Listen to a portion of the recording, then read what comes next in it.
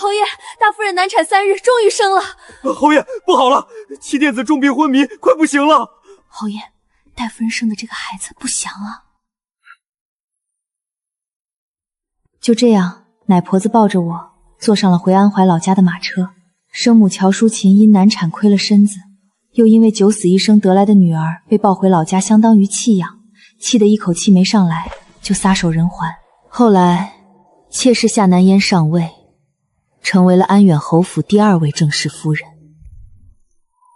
等到18岁，老宅的人正琢磨着把我估个好价钱嫁出去，没想到京中大小姐岳千武病了，大夫开的方子竟是以年龄最接近的姐妹为药引。可是岳斑斑从小营养不良，药取了几次之后就取不出来了。京城侯府没办法，决定把她接回去好好养养，以备岳千武的不时之需。而我22世纪医学界领军人物，万万没想到论文刚成稿，突然就嘎了，传到这岳斑斑的身上。回京也好，至少不会被安怀老宅那帮人给卖了。临走前一天，老奴还听说他们已经谈好了一户人家，那家的儿子是个傻子，想娶个媳妇儿。虽说二小姐您被称为灾星，但那户人家的意思是，等生了儿子就去母留子。您毕竟是京中侯府的，别看侯府现在不认您，兴许将来会认孩子。且就算不认，他们也觉得在安怀那个小地方会很有面子。那家跟老宅谈好了，您嫁过去，他们出100两银子，老宅很满意。京城到了，已经能看见城门了。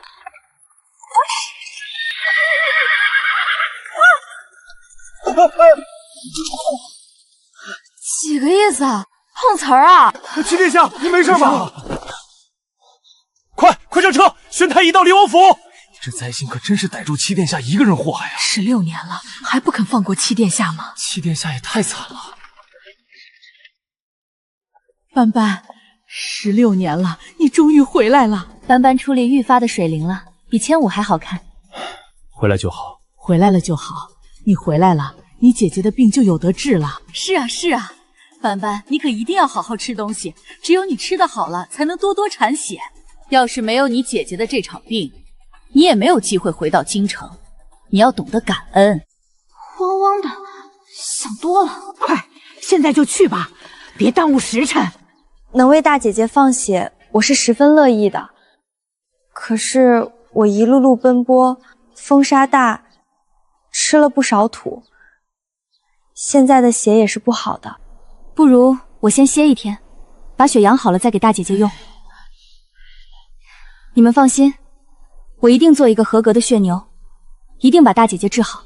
是个懂事的孩子，快带她回房休息，今日就吃猪肝，多吃些。侯爷，我听说昨日斑斑回京时，在城外跟七殿下的马车撞到一处去了，七殿下当场就从车厢里摔了出来，跟斑斑摔在了一起。侯爷，不是妾身容不下斑斑，妾身实在是害怕。斑斑出生害了七殿下一次，回征又害了一次，这万一皇上把气撒到岳家，咱们可怎么活呀？那你的意思是？不如让斑斑去给七殿下冲喜呢。妾身打听过，七殿下的病是治不好的，想必皇上心里也有数。反正也没有别人愿意嫁过去，这种时候如果岳家把斑斑送过去，皇上一定会感激岳家的。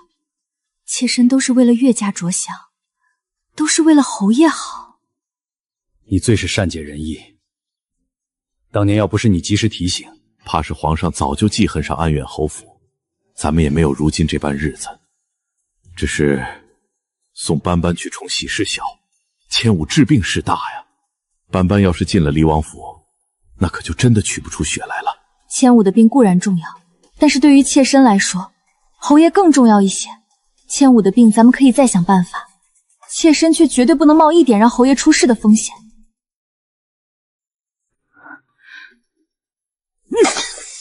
岳景荣这是诚心想把朕的儿子给克死，他安的是什么心呢？这个安远侯，朕看他是不想当了。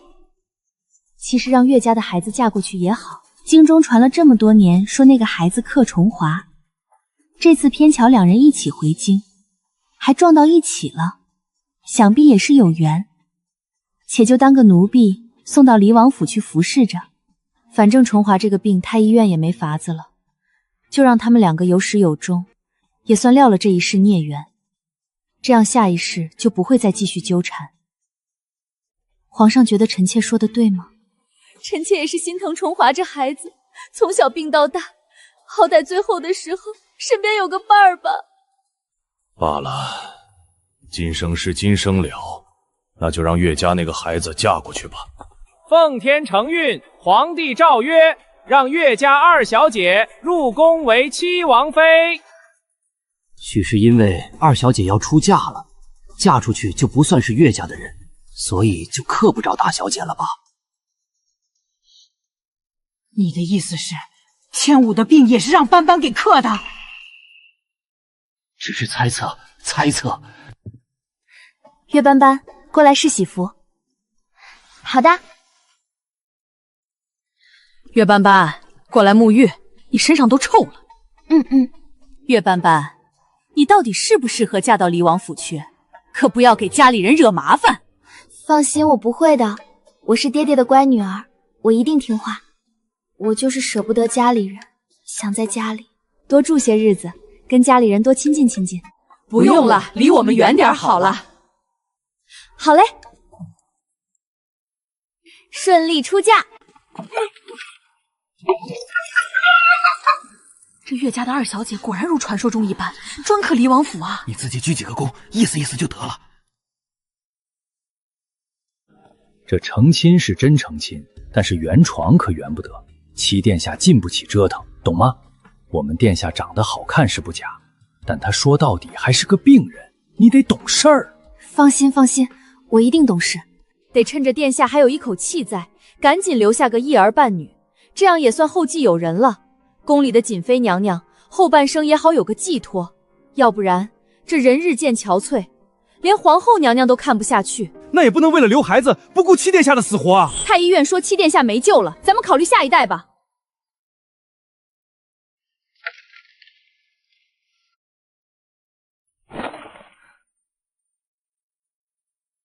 嗨，我以为冲喜这件事情就够离谱了，没想到更离谱的是他们竟然把你送了过来。啥意思啊？瞧不起我，还是怕我克你？并非瞧不起你，更不是怕你克我，只是觉得他们不应该信谋克不克的传言，更不应该因此耽误你一生。怎么就耽误我一生了？你可知嫁到离王府意味着什么？我命不久矣，不知还能坚持1天2天，还是3天5天。总之太医说就是这几日了。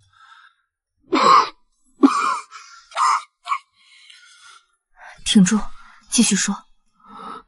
等我死了，你就是魏王人，朝廷虽会养着你，但终你这一生都只能留在这离王府里独自生活，不能再嫁人，不能再享天伦之乐。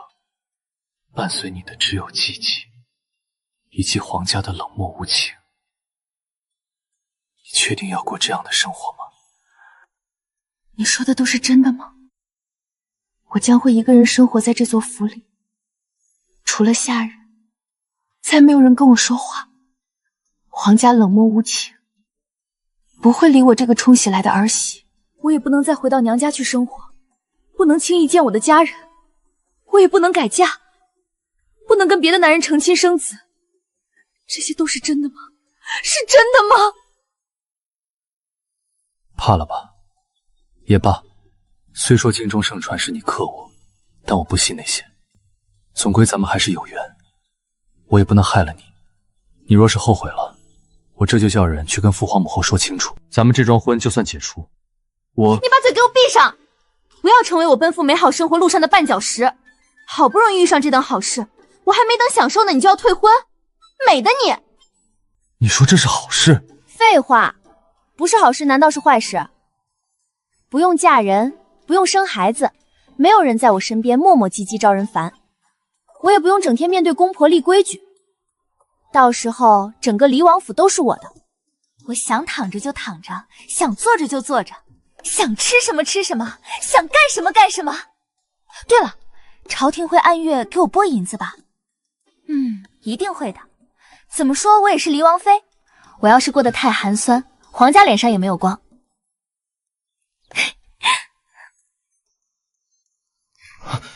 心衰，药物所致，有人给你下过毒。筋骨没事，但是下肢水肿厉害，这腿都变形了。你应该经常会有心慌气短的症状，全身乏力，严重的时候站都站不起来，只想躺着。这种情况是心脏供血量问题导致的，满足不了全身的组织代谢。想要解决对我来说不难，但是我不太想把你治好。咱们这样行不行？我给你治到半好半好的样子，既吊着你的命，又不让你好得太利索。你可以减轻痛苦，但要想像正常人一样也是达不到的。你会医术？我分析过了，你身份特殊，一旦完全好了，一定会参与到争夺储位的纷争中去。我觉得那样不利于我们的家庭稳定，更不利于平平安安活到老死。事业挂太累了，要么被人斗死，要么把自己弄死。比起死，我更想好好活着。你办好办不好的，跟皇位也就无缘。但你又是王爷，这府里的生活十分富足，咱俩就在家中混吃等死，这样是不是很好？怎么活？可一定要给殿下留个后啊！呵呵，都已经在安排我的后事了。咱们是合作关系，我给你治病，你管我吃住，别的你不要想。你哪儿学来的医术？从没听说过。安远侯府的狄小姐精通医术，所以你听说的狄小姐应该是侯府的大小姐，不是我。吃了它。这是什么？你管它是什么呢？反正你人都要死了，我总不能傻到提前给你下毒吧？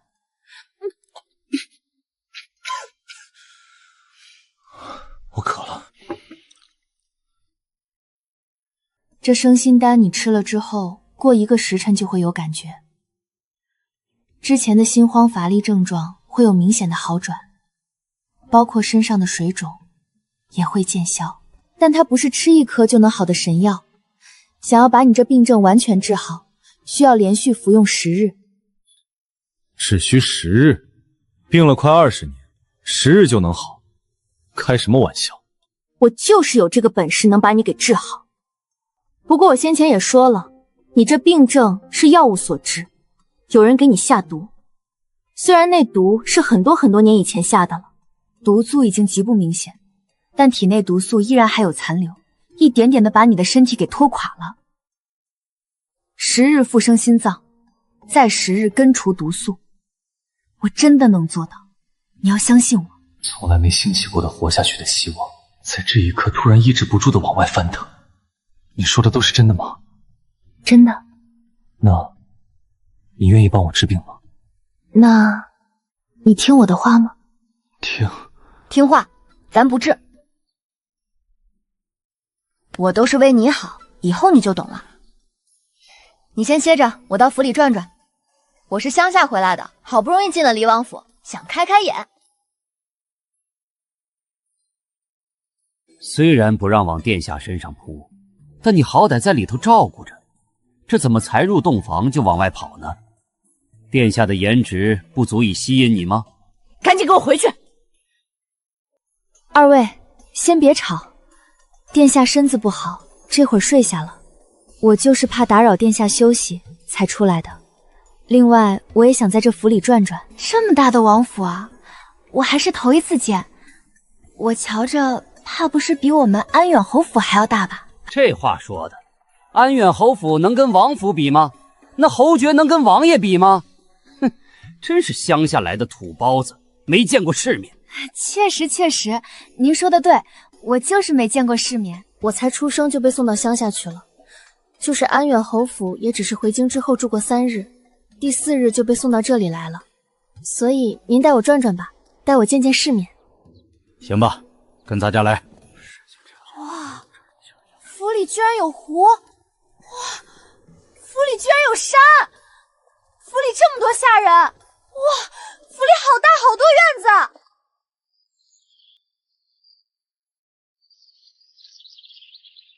你可真是要了我的老命了，我这2条腿都溜细了。确实好生养，你看他面不改色气不喘的，甚好。我从小养在乡下，什么粗活重活都干过，4岁就跟着大人上山拾柴火，这区区2个时辰不在话下。那是什么好事吗？还值得你这般炫耀？你是因为什么被送到乡下去的？你心里没数吗？还不是因为你克了我们齐殿下。你从打出生就克他，回京又克他，你这是逮着他一个人祸害起来，没完了是不是？你就不能换个人？我又不想这样，但其实也算不上我克他吧，应该是他克我才对。我才一出生就被他克到乡下去了，好不容易能回京，还是他的马车撞了我的马车。现在他要死了，还把我弄进黎王府来冲喜，我这什么命啊？他为啥就可着我一个人祸害啊？你这老头就是刀子嘴豆腐心，嘴上说着瞧不上他，吃饭的时候还问他爱吃什么。你家姑娘以前爱吃什么？公公您太客气了，我家姑娘吃什么都行，她不是什么精细的人，从小养在乡下的，随便给口剩菜剩饭都能吃的，不挑食。对，我不挑食，吃你们剩下的就行。王府里的剩菜剩饭都比我以前吃的好了，我知足。作孽呀，岳家作孽呀！行了，等着吧，我去安排。瞅你瘦的跟个麻杆似的，我让厨房去炖个肉。以前都不会给殿下吃这些重油的东西，怕不好消化。现在也不忌讳这些了。殿下想吃什么就跟老农说，咱们想吃什么就吃什么。这人啊，不怕别人告诉你这不能吃那不能吃，怕的就是听人说能吃点什么就吃点什么吧。一般这种时候，那就是离死不远了。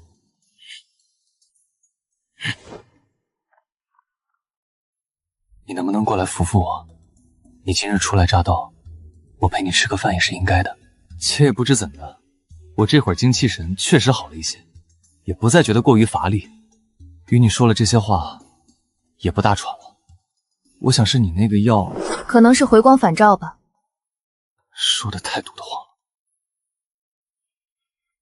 吃饭，别矫情，没那么难受了就多吃些，只有吃饱了才能有体力。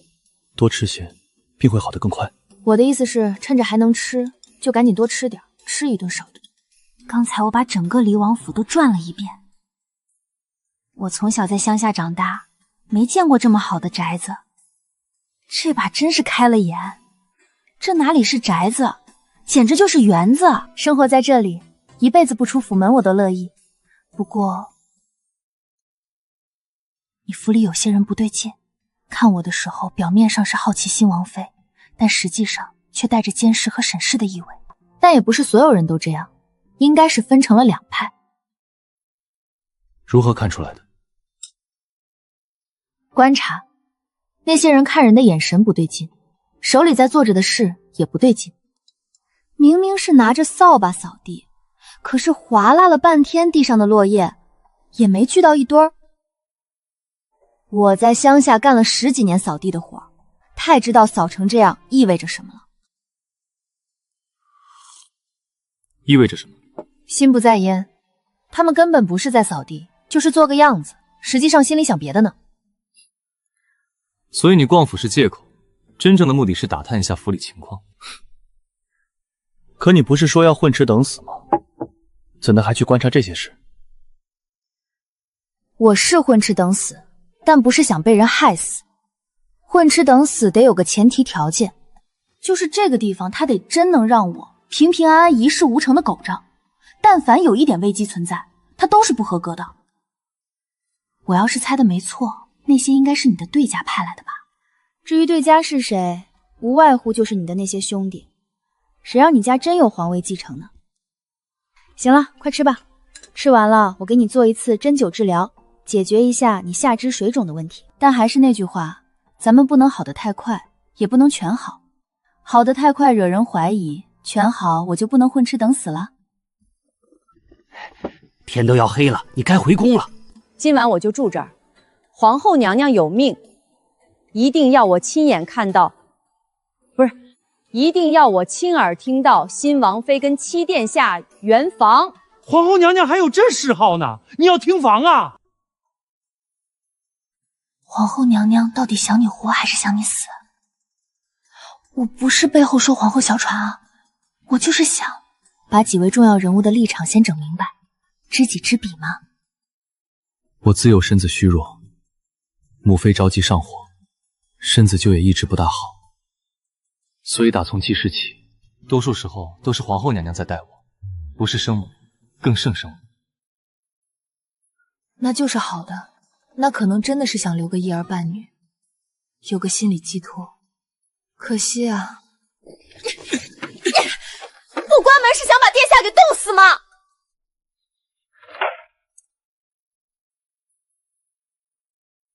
干什么？你还想不想好了？扎别的地方行吗？扎哪儿？你说扎哪儿？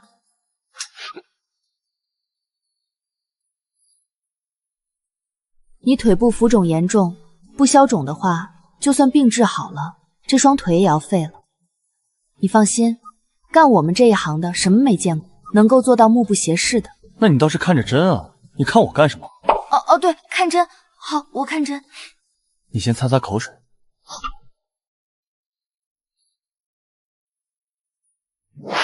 你别对我动手动脚的，对你自己不好。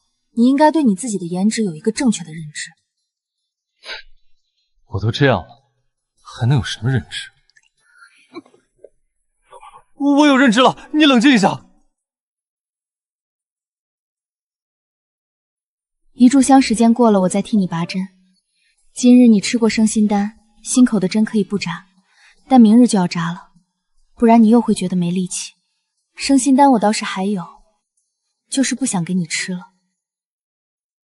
宫里的太医肯定会来给你诊脉的，再吃一颗生心丹，很容易被他们诊出来。你已经有转好的迹象，不能被看出来啊！一旦被看出来，咱们的日子就太艰难了。你能不能告诉我，你这些针是从哪儿来的？你病重这件事天下皆知，我做点准备入府也是应该的。至于我这医术，是在乡下时跟那边的游医学的。你也别看不起那些游医，高手在民间，可不是太医院那些老古法能比得了的。我还是那句话，你这个病我能给你治，但不能完全治好。不过其实经过我治疗之后，你那些乏力和水肿的症状肯定是没有了的，但你不能让人看出来，我教你怎么装。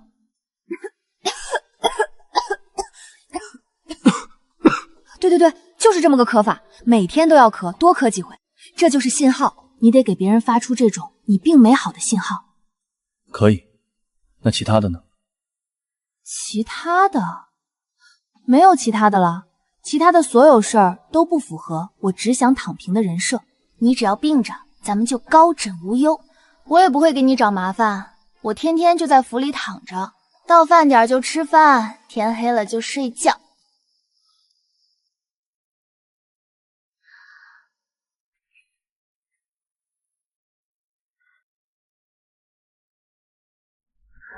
岳斑斑，你醒醒，你还没给我拔针呢。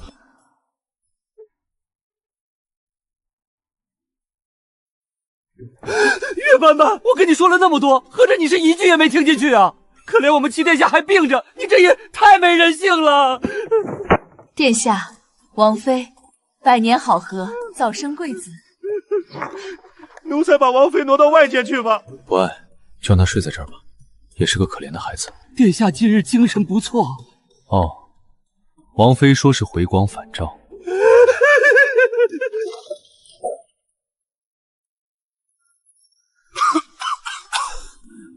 殿下的身子还是不行吗？虽然还是不大好，但似乎比前几日强上一些。那看来是冲洗有效，恭喜七殿下。那个，皇上说了，如果殿下实在不大好，这些折子就让属下拿回去。如果殿下身体好了些，就把这些折子留下。明日殿下批完，属下再来取。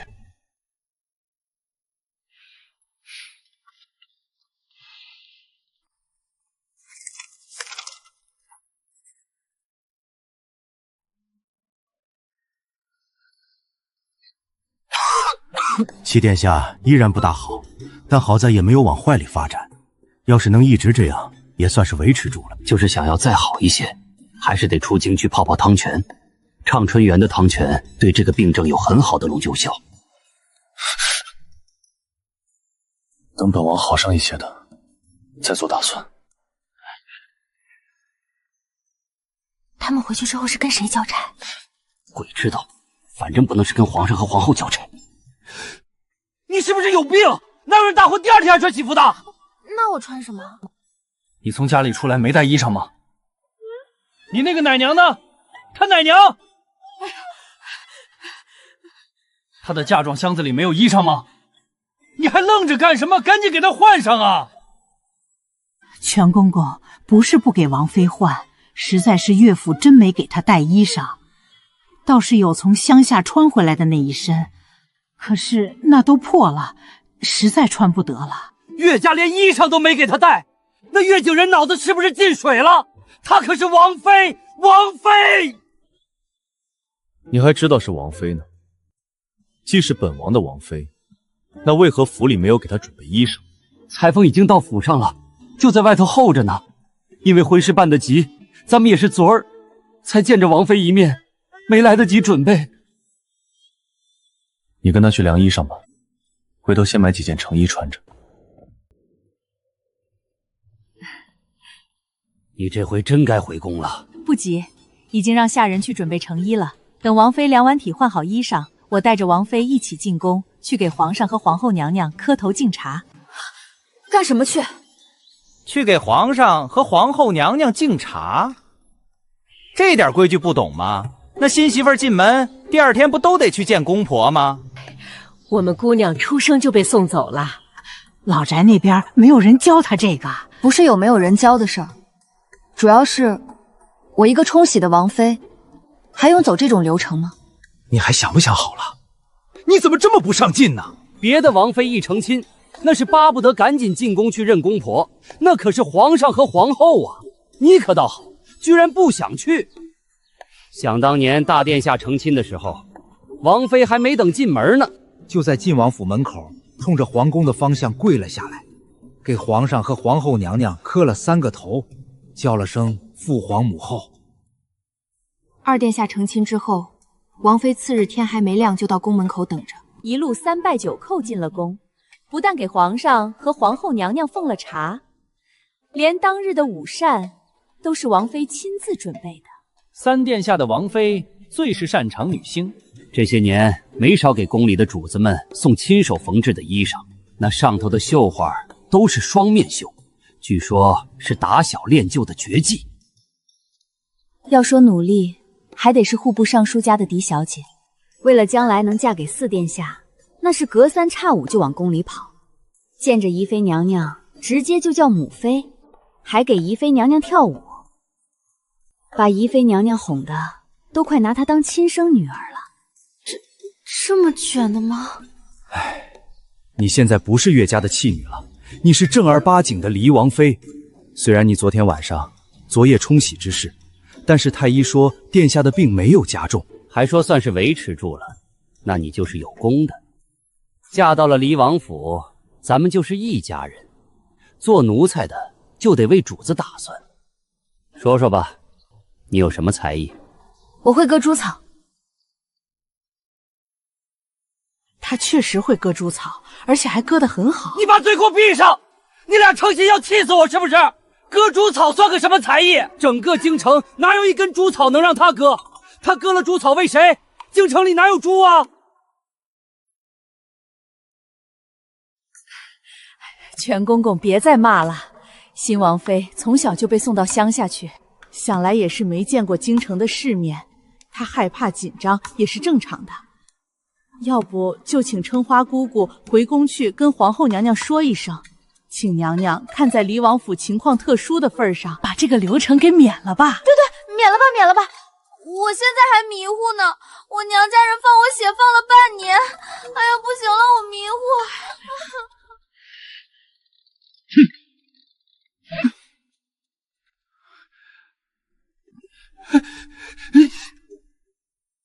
又怎么了？他不不想进宫去给皇上和皇后娘娘敬茶。冲喜的王妃算什么正经王妃啊？刚才那个婆子都说不用去了。刚才的婆婆，你到底能不能分得出好人坏人？那玩意儿她是真心为了你好吗？谁家正经奴才不劝主子上进的？上不上进的那都不重要，那什么才重要？活着最重要啊！不是你活着最重要，是七殿下活着最重要。他这不是活着呢吗？可是有人想让他死，知道吗？这府里有人想让他死。我知道啊，要不然他也不能病了这么多年。那你还不想办法？你是不是有毛病？你们这么多人都没有办法，太医院都没有办法，皇上皇后都没有办法，现在来指望我一个冲喜的王妃？开什么玩笑！你也不出去打听打听，前18波岳家都对我做了什么？你们说的那些又绣花又跳舞的，我会吗？我拿什么讨好皇上皇后啊？殿下，您跟王妃说说吧，好歹得进宫去露一面啊。第一，谁说你不算正经的王妃了？第二，是有这个规矩，应该进宫去看看，就进宫去看看吧。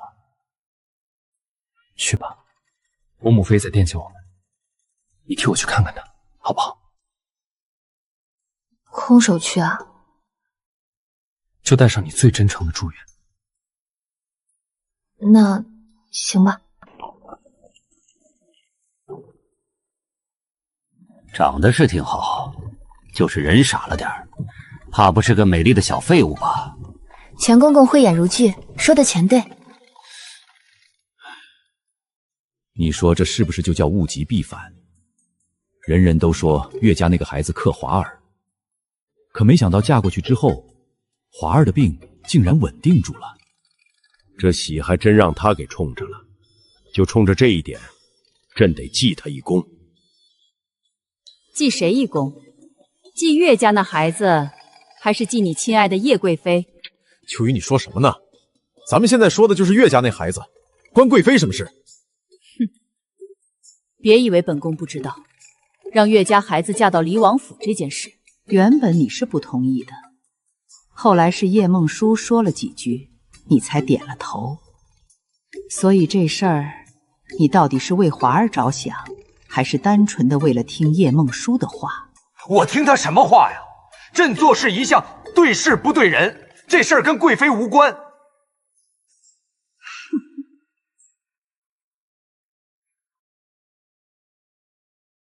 长秋宫到了。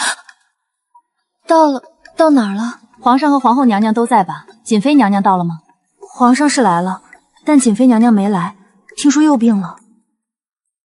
唉，瑾妃娘娘这个身子也实在是让人着急。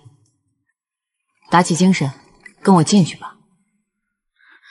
父皇母后，请父皇母后喝茶。往前几步，你搁那举着，谁能够得着啊？早听闻你打从出生之日就被送离京城，一直在老家养着，回京之后又匆匆嫁到离王府，这些规矩不懂也情有可原。也是可怜了你这个孩子。其实当年我们是不信谁克谁这种怪力乱神之说的，但又不好干预朝臣的家事，所以罢了，都过去了。听太医说，华儿的病算是过了难关，维持住了，算是冲喜成功。这咱们又不得不信，雷了一些怪力乱神，你说是吧？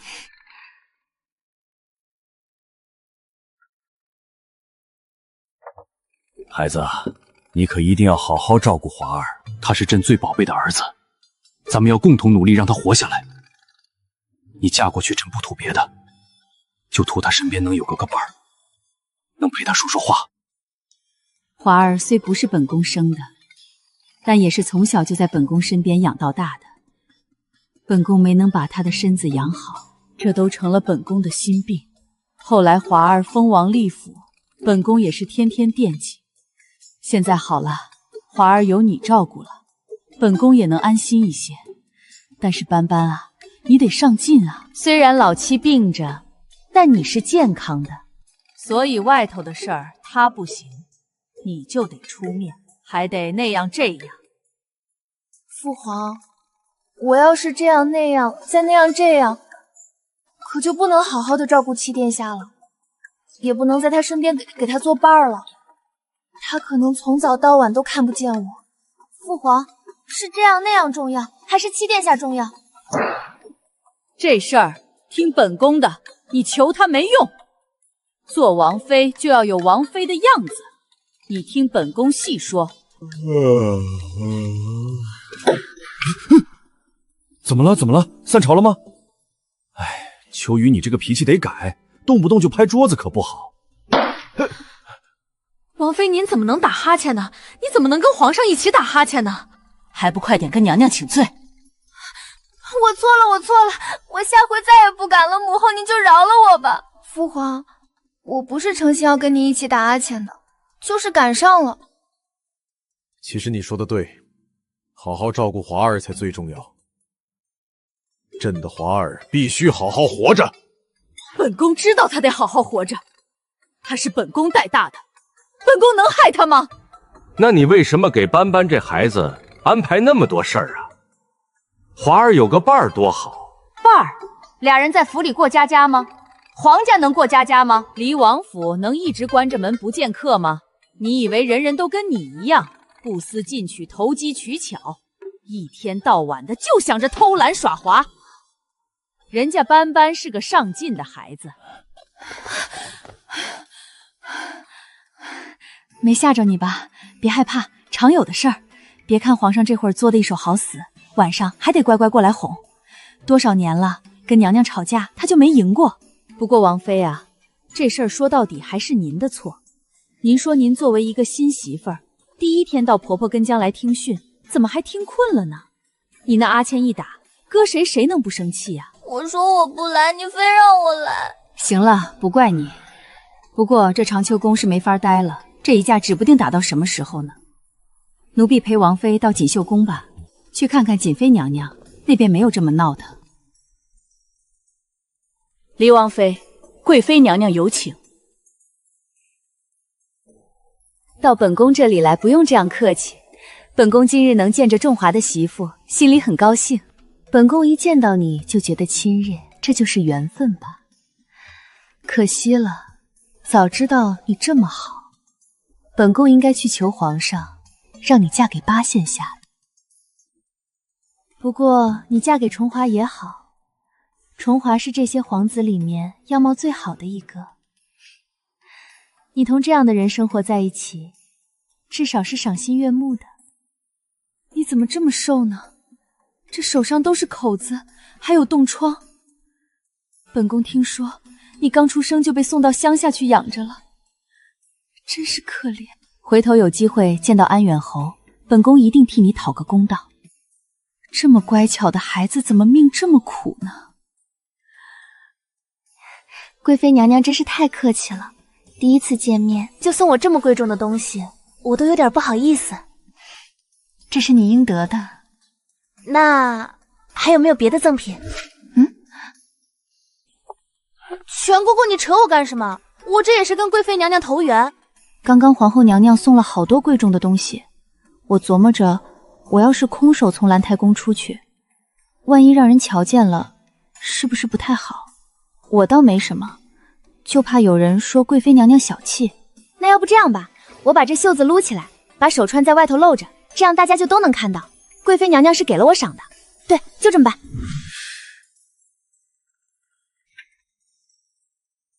你要好好跟七皇子过日子，要把离王府照顾好。走。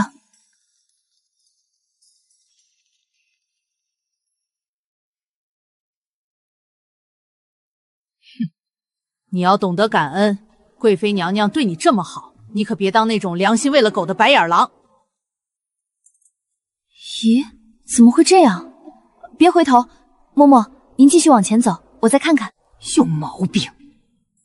没想到真是这个病，这位嬷嬷也太可怜了。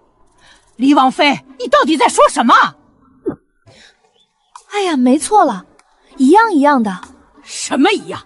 有些话我不知当讲不当讲。讲。好，那我就说说。嬷嬷，您这腿怕是有点毛病，我们乡下有一个人就是这样的，走路腿画圈，平时看不出来，但偶尔发作的时候就会画那么几下。有游医指出这是病，他还不信，后来因为治疗不及时，腿烂了，人死了。我腿有毛病，我走路画圈，你哪只眼睛看见的？2只眼睛都看见了啊！不信你问他们，你们也看见了吧？看见了，看见了。看见什么啦？我哪有走路画圈？这么多年从来没人说过。那是因为嬷嬷您位高权重，这兰台宫里除了贵妃娘娘，怕就是您了，所以他们即使是看出来了也不敢说，怕得罪您。可我是个实在人，贵妃娘娘对我这么好，我不能当个良心喂了狗的白眼狼呀，我得报答。您是贵妃娘娘身边最得力的嬷嬷，您高兴，娘娘就高兴；娘娘高兴，皇上就高兴；皇上高兴，皇后就……总之，我就是想报答贵妃娘娘，所以才指出嬷嬷这病症。我到底哪有病？哪条腿？右腿。右腿膝关节发生了轻微的错位，这是发现的早，再晚就是严重错位，没救了。我这样拍，您是不是感觉腿麻？走2步，有病没病都走2步，看看到底画不画圈。就在这儿，走2步。哎，我怎么画圈了呢？我这腿怎么不听使唤了呢？李王妃，怎么回事？到底发生了什么？是不是觉得有病的那条腿没有力气，膝盖酸疼，不画圈就走不稳路？赶紧找人治吧，再不治真就晚了。我也是跟嬷嬷投缘，才多说了2句，我都是为了嬷嬷和贵妃娘娘好。黎王妃啊，刚刚是老婆子我不懂事，说话不好听，您可千万别往心里去，可真是大善人啊。虽然不如娘娘给的东西珍贵，但这也是我身上最值钱的了，王妃收着啊。我这个腿脚也送不了王妃太远了。嬷嬷快回去吧，一定要多休息啊。好人一生平安。怎么回事？怎么就麻了？没什么，我拍你几下你也麻，那地方本来就是麻筋。他为啥又画圈了？腿麻走路不就画圈吗？合着好好的一个人，就这么被你给忽悠瘸了。还祝他好人一生平安呢。并不是故意冷漠瑾妃娘娘的，是瑾妃娘娘本身的性子就比较清冷，不喜欢人多，所以才撤了不少下人。实际上瑾妃娘娘是宠妃来着，待会儿您见着就知道了。奴婢从来没见过那样的美人。春花说的没错，瑾妃娘娘确实是太美了，还不是那种热烈的美，而是安安静静的美，冷冷清清的美。七皇子跟她简直就是一个模子里刻出来的，连生病的样子都那么像。不要跪，不用跪我不在意这些虚礼。这位就是七殿下的王妃，安远侯府的2小姐，今天带进宫来给娘娘看看。娘娘，是我看入神了，你别笑话我。你跟你母亲长得很像，我一眼瞧见你，还以为是淑琴又回来了。你能在这种时候到黎王府去陪着华儿，我很感激你。没想到我跟淑琴时隔16年之后还能有这般缘分。娘娘，您不怕我磕七垫子吗？从来没有怪过你，一来你是淑琴的孩子，我与淑琴自幼相识，只会心疼她失去了你，不会气恼她的孩子克了我的孩子。二来，什么克不克的，我不信那个。何况后宫这种地方，反倒是这么多年让你受了苦。当年我派人去跟岳家说过，可他们还是不肯把你接回来。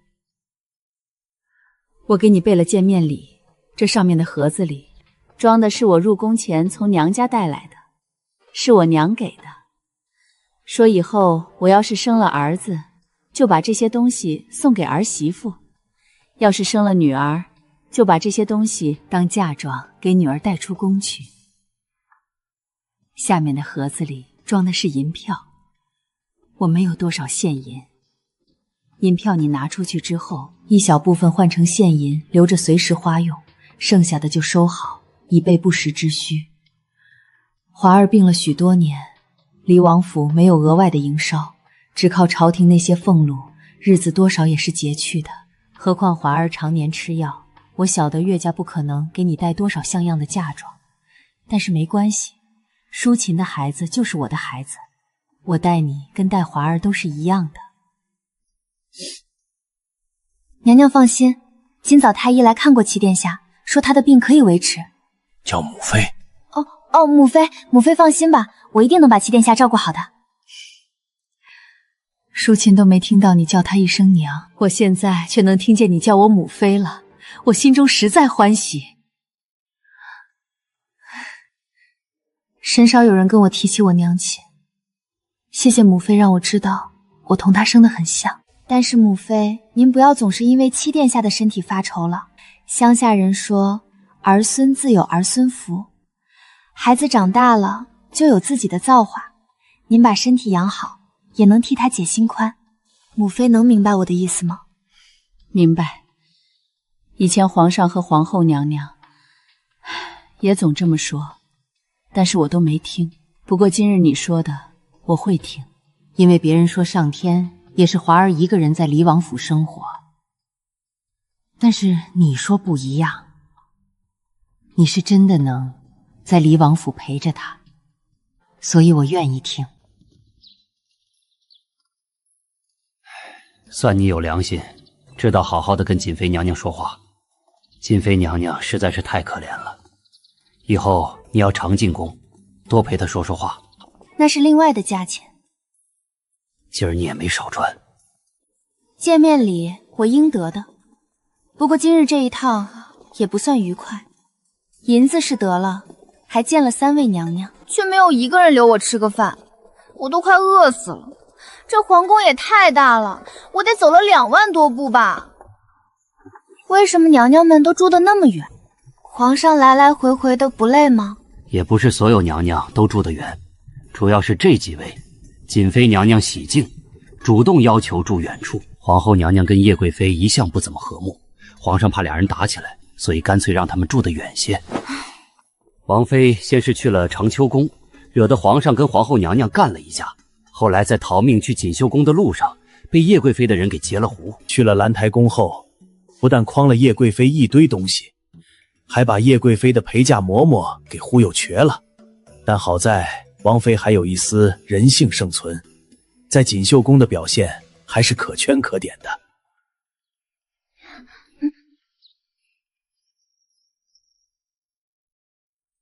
岳斑斑，你什么意思？你别告诉我是殿下要吃这些玩意儿。昨日公公问我有没有喜欢吃的东西，我想了一晚上，都写了下来。熊掌、鹿尾什么的是不可能有了，但我瞧字面上这意思，你可能是爱吃肉。等着吧，晚上给你整个大肘子。谢谢全公公，记得再炖个乳鸽枸杞汤，我补血。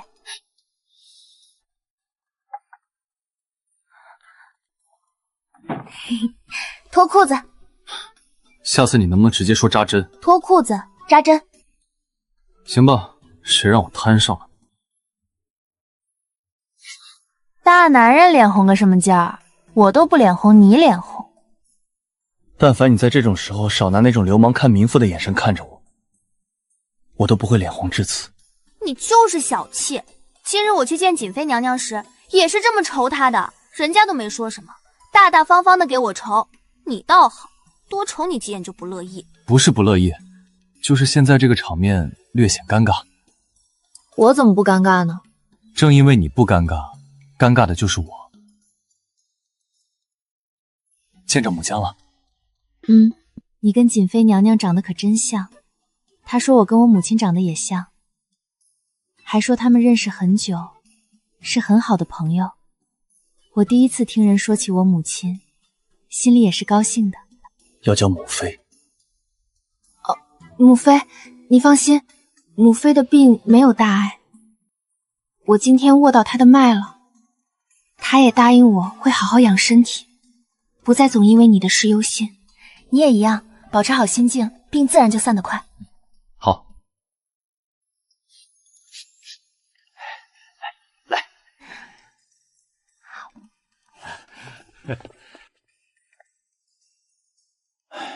他奶娘啊，你也得多劝劝你家主子，能吃能喝是好，但不上进是真不行。今日皇后娘娘还特意提了这个事儿，他得往心里去啊。一定劝，我一定劝。一会儿等他吃完饭我就劝。这个吃相也不行，哪有侯府的大家闺秀是这个样子的？我让他改，我一定让他改。不是我不努力，是我真的没有那么多本事。我在老宅这16年都在干什么你也知道，不是劈柴就是割猪草。在那边人人都夸我活干得好，可是到了京城，他们却说这些都不算才艺。再者，我连书都没读过，大字不识一个，我拿什么努力？心有余而力不足啊。咱们在老宅过了16年苦日子，日出而作，日落而息。我累了，所以回京之后就不想努力了。其实这世间之事，光努力也不是万能的，因为努力不一定有结果，但不努力一定会很舒服。我就想舒舒服服的当一个美丽的小废物，挺好。动弹动弹吧，病的是七殿下，不是你，你是可以走路的。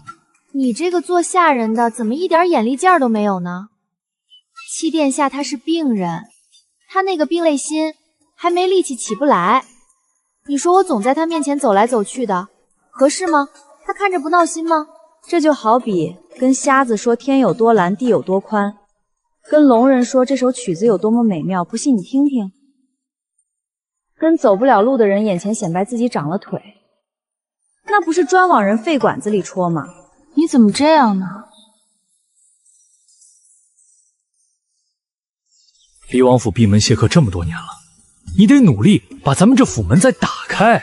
有没有那种什么都不用干，什么人都不用见的活法？没有，就算殿下不在了，你也需要应酬。第8天，王妃还是心肠好，心肠真好。命是苦了点儿，心是真好。在安怀老家的时候，后院的猪整天不动弹，他都能赶着走2步，生怕猪吃太多被人宰了。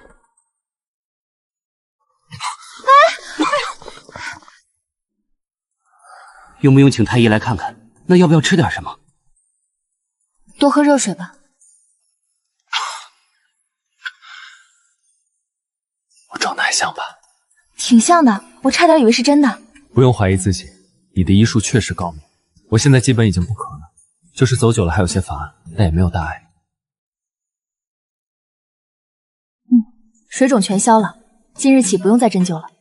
就是太医院隔3差5来看诊这件事，得想想办法。你现在的情况，装给远处的人看还行，太医近身看病就容易露馅。我觉得眼下还不是露馅的时候，你说呢？你说的对。你府里那部分不怀好意的人，是叶贵妃安插进来的吧？那日我进宫，听着皇后娘娘话里话外那个意思，跟叶贵妃很是不睦。所以你说我们有没有理由怀疑你当年中毒也是叶贵妃动的手？你才来了几日，就能想到这些事情，何况那么多精明之人，如何想不到？所以是不是他？不是，一眼就能被拆穿的行为，叶贵妃是不会做的。她不是那种明面上就嚣张跋扈的性子，至少在人前，她总是温温和和、笑脸迎人的。是，那天还拉着我的手哭了半天，细心。你看看这是什么？谁给的？哼，戏精给的，说与我投缘，直接就套我手腕子上了。这玩意儿看起来很值钱，对吧？但是我跟你说，这里边是包着馅儿的，外表看上去没什么，但是珠子只要一砸开，就能看到麝香粉夹在珠子心儿里。江春华，他这是防着你，怕你有后。那你还日日带着，赶紧摘下来。没事儿，害不着我，也害不了你，我心里有数。而且这么好的东西扔了怪可惜的，得想个办法让它变现。变现是什么意思？就是变成钱，可不能出去坑蒙拐骗啊！你看我像坑蒙拐骗的人吗？再说我也不想出去，你们家的府门对我来说就是个结界，别说出去了，我靠近都不带靠近他半步的。不是我家，是我们家。哦，我们家。那你想怎么把这珠子变成钱？等着，我给你演。昨日你同我说叶家的小夫人怀孕了，3日后又恰巧是她生辰，叶府要为她办一次生辰宴，庆祝双喜临门。我想过了，全公公您说的对，我不能总是在家里躺着，我得上进，我得出去应酬，我得有个黎王妃的样子，得去跟经理人多见面，发扬黎王府，这是我应尽的义务。王妃终于想开了，想开了就好，想开了日子就有盼头了。所以过些日子叶府的生辰宴我是得去，只是我手头没有多少能拿得出手的东西，想来想去，就只有这个手串最值钱。这手串是贵妃娘娘送的，那日贵妃娘娘见着我，说了很多贴心的话，说到动情时还哭了。我觉得在这种场合下送给我的东西，一定是非常非常值钱的。公公也知道，我娘家全员没什么良心，我那些嫁妆箱子有1多半都是空的，剩下的也都是些不值钱的东西充数，所以我没有什么好东西能当礼物。七殿下一天到晚柔弱不能自理，他也没精力操心这种事。女人的事嘛，就要女人自己解决。所以我决定把这串珠子送给叶府的小夫人，以示我对她的恭喜和重视。叶家是贵妃娘娘的娘家，我想叶家的小夫人得到一件贵妃娘娘用过的物迹，也一定会很高兴很高兴的，会一直带着的。公公记得再替我备套新衣裳，生辰宴那日我得穿。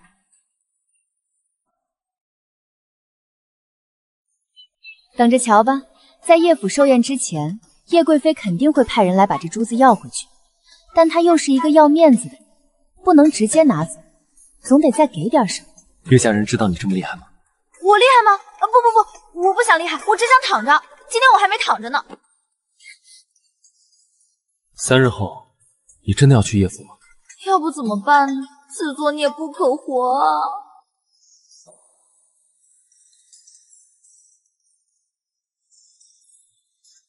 感谢你这么多年照顾我们王妃，王妃能在乡下平安长大，你功不可没。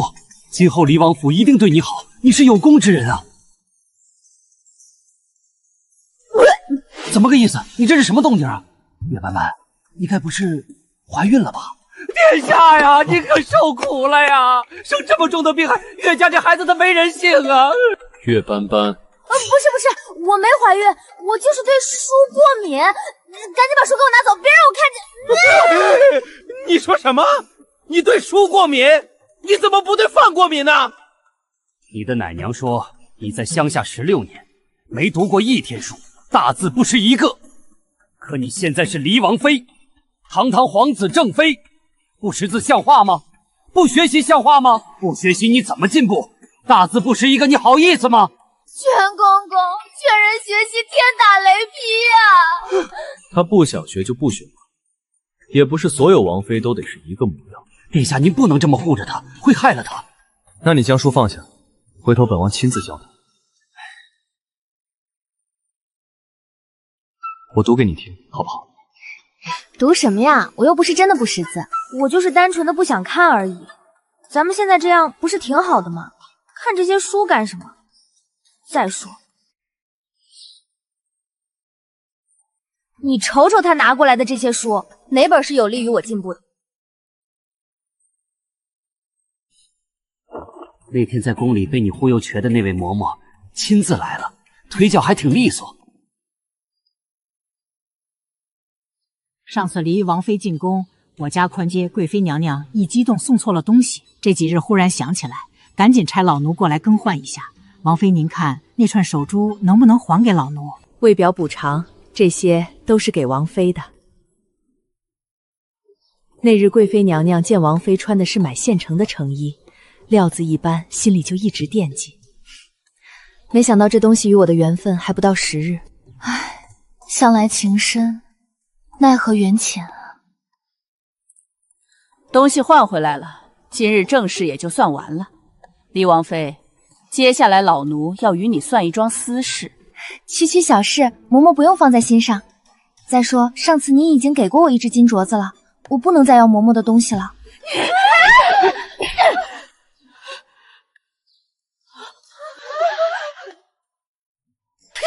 奶娘，不要生气，不能跟病人生气。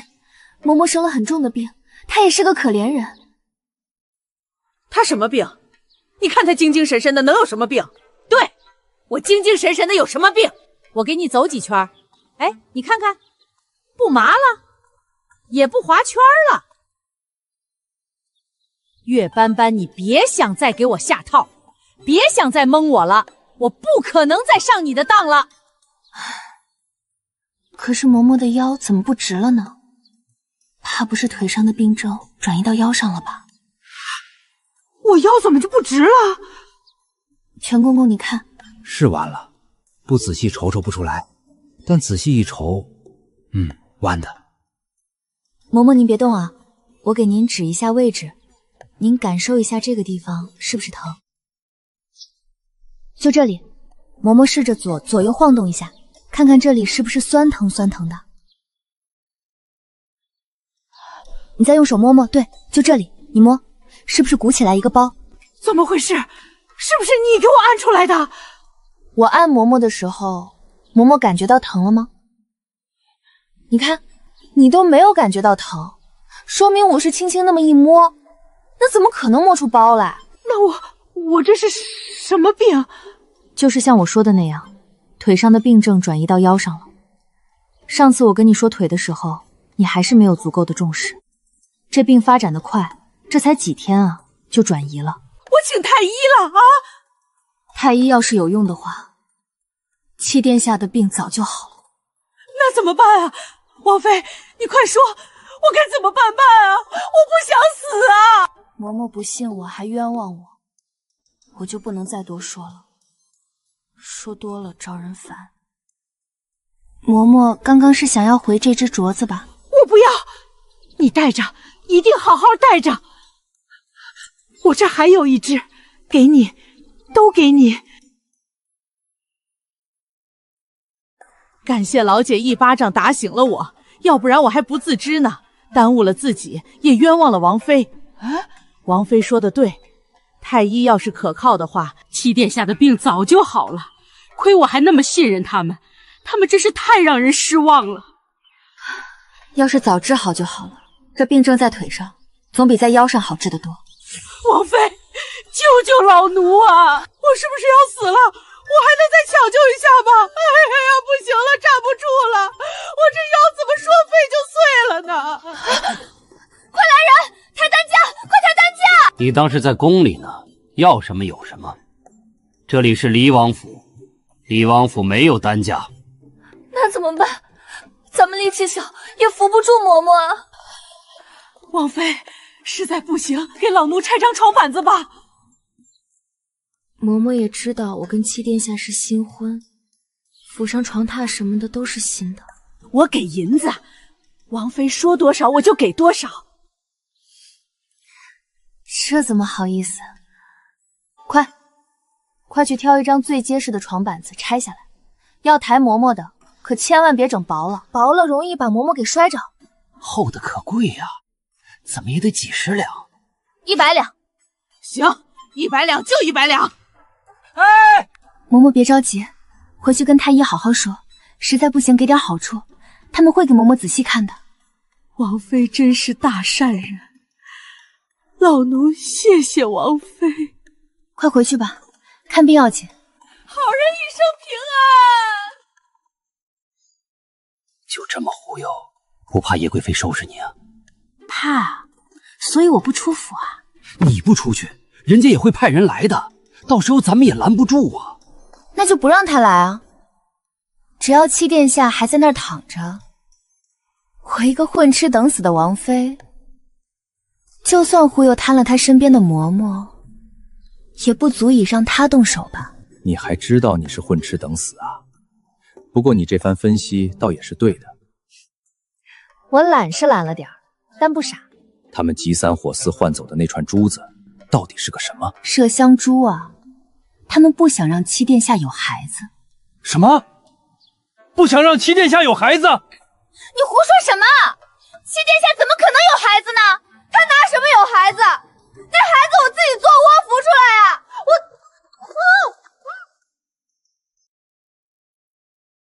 你干什么干什么？疯了！这种家丑怎么能这么大声嚷嚷？就是要嚷出来让他们听见啊！听见了才好去说给他们的主子听，咱们离王府才能有安稳的日子可过。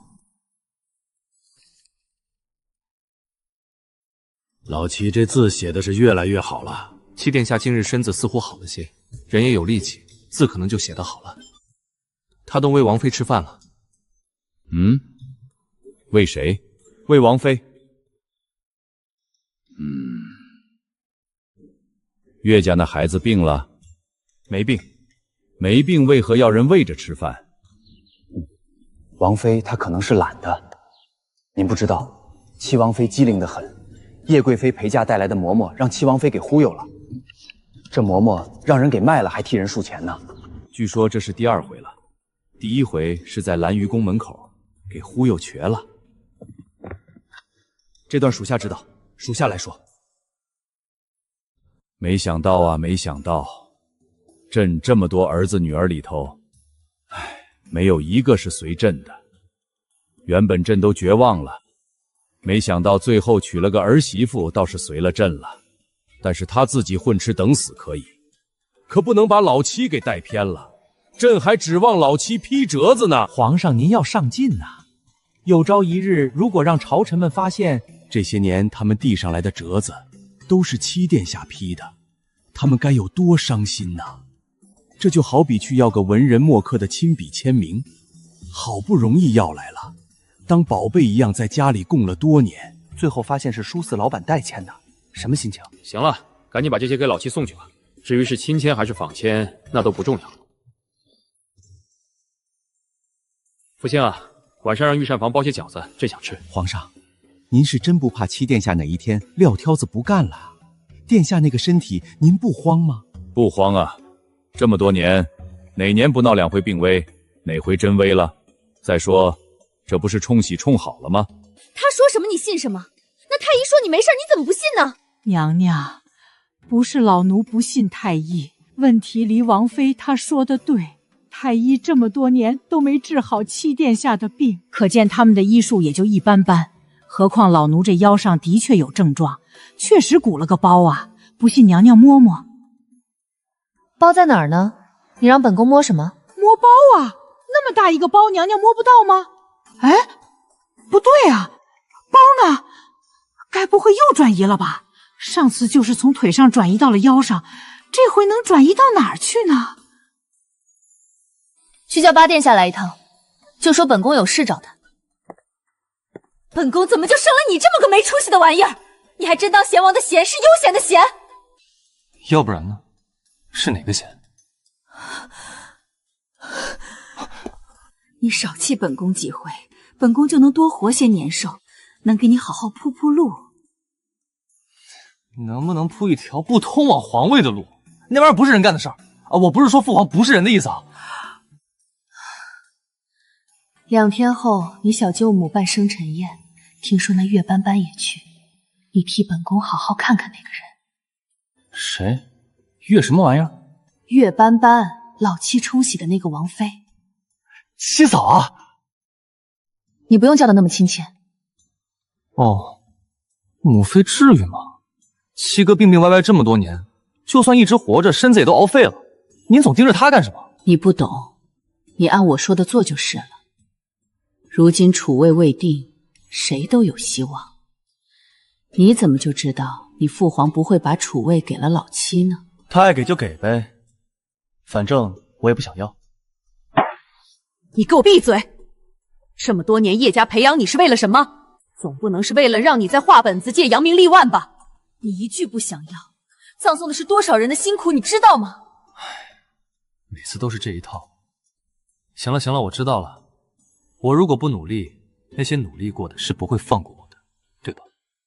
母亲也是不会放过我。你是我儿子，我做这一切都是为了你。其实叶贵妃并不是叶府的依仗，叶家真正牛逼的是那位叶大老爷，那可是手握50万大军的西关大将军啊！所以呢？所以叶家人一向眼高于顶，一般人他们完全不放在眼里。就说叶家这宴席，每年不是老夫人摆宴，就是大夫人摆宴，不是春日宴就是百花宴，一个接一个，可多呢。但是从来没有往离王府送过帖子，这还是头一回。放心吧，我一定会好好表现的。罢了，那咱们好好利用这2天，冲击一下，学点东西吧。所谓临阵磨枪，不快也光。我总不能眼瞅着你上叶府丢脸去。怎么又让我学东西？我就出去赴个宴，主角又不是我，有什么可学的？宾客就不需要礼仪吗？宾客之间互相说说话。人家说我喜欢绣花，喜欢舞蹈。离王妃您平日里都做些什么呀？你怎么答？你说我喜欢睡觉，像话吗？不像话吗？反正你得学。你要是不学，我就死给你看！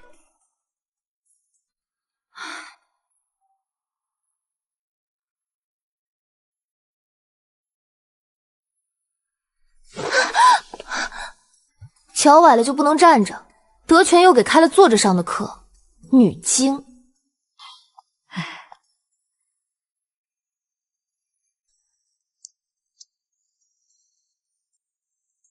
要不我别学了。王妃没有这个天赋。我们王妃总不能什么都不会吧？学道菜吧。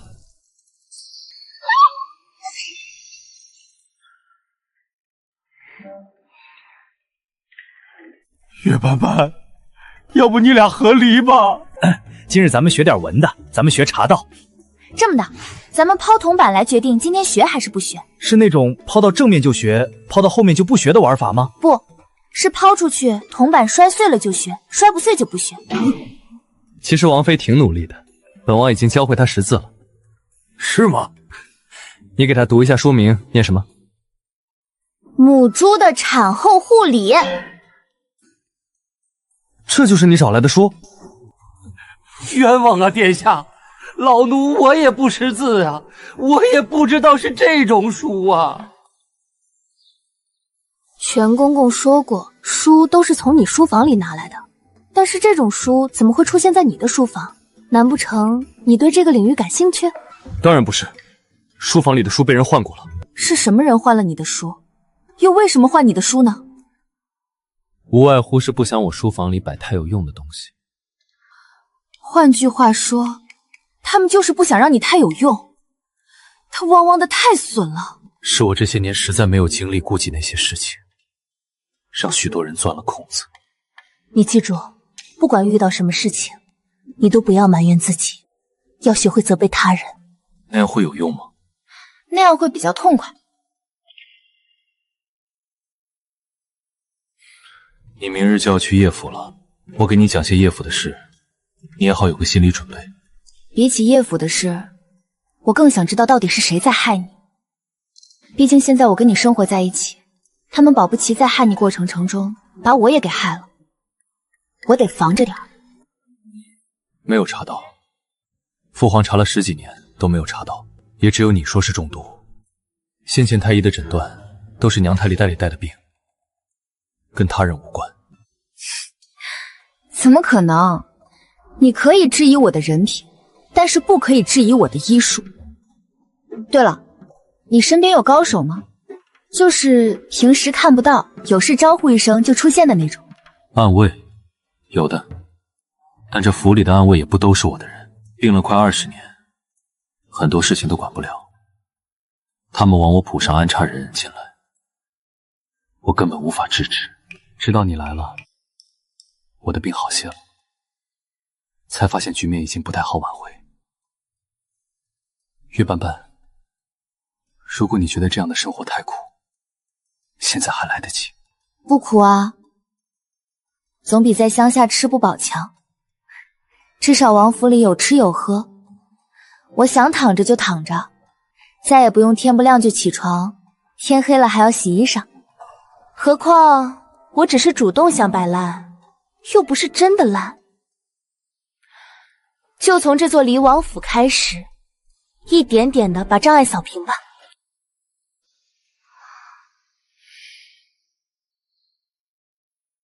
要不要起来睡？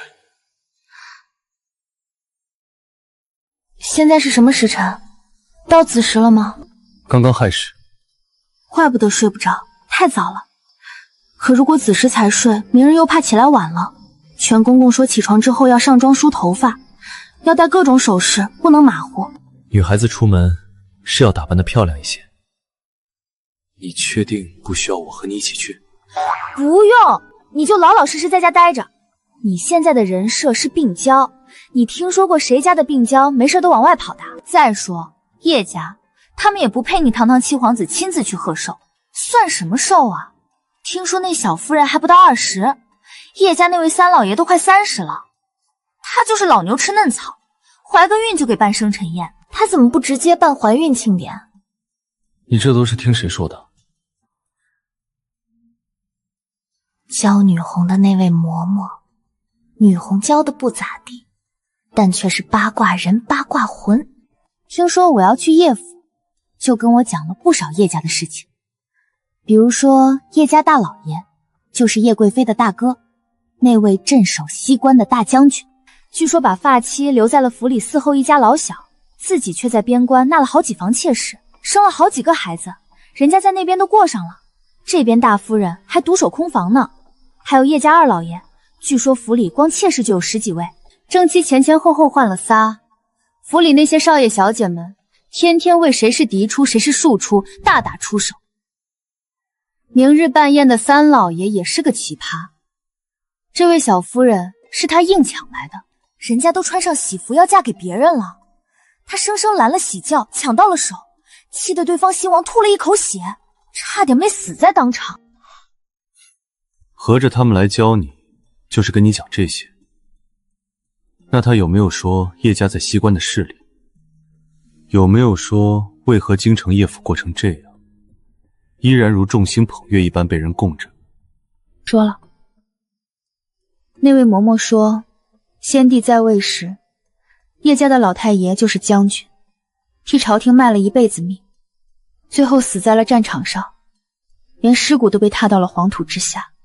如今的叶大老爷就是西关那位叶大将军。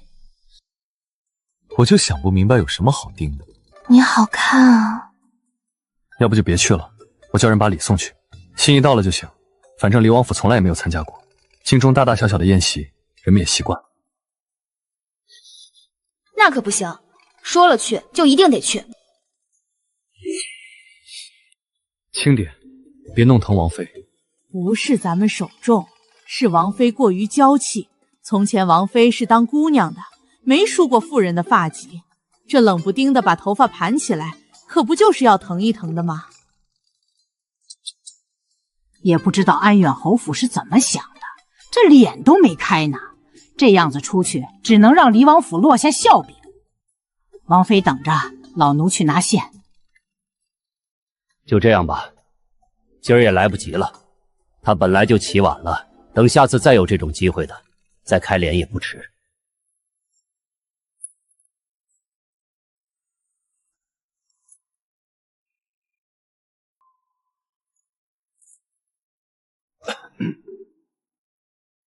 该走了，今日我陪你去。今日多带些人吧，我第一次出门，人家都有丫鬟婆子的陪着，我身边就跟个老太监，气场上有些示弱啊。那你想怎样？咱们府上没有丫鬟，要不把你奶娘带上？奶娘跟我一起在乡下待16年，对京城这种大场面早就陌生了，带去容易出错。就让这2位嬷嬷也跟着吧。我是女子，身边还是应该有嬷嬷照顾着比较方便。全公公，您说是不是这个理儿？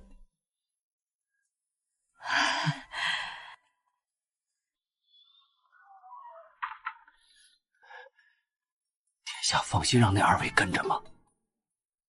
放心。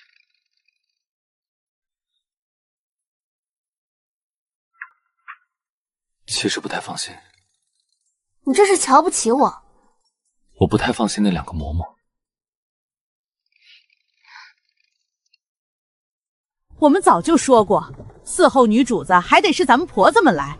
就算是宫里的娘娘，那最近身的也不是太监，而是宫女。就是，前些日子说什么也不让我们侍候王妃，今日怎么着，人家王妃主动点我们了。我的确是需要嬷嬷们照顾，但我琢磨着，我身为离王正妃，我身边的人应该也是那种头脑灵光，说话办事得所得得力之人。二位嬷嬷，怎么说呢？似乎哪里不太对劲儿。我们哪里不对劲儿？这里，也不知道是不是我感觉错了，总觉得二位嬷嬷不太聪明的样子。但愿是我看错了。可是我不会看错。你到底看到什么了？什么叫不太聪明？你说我们脑子不好？可能是我看错了，看错了。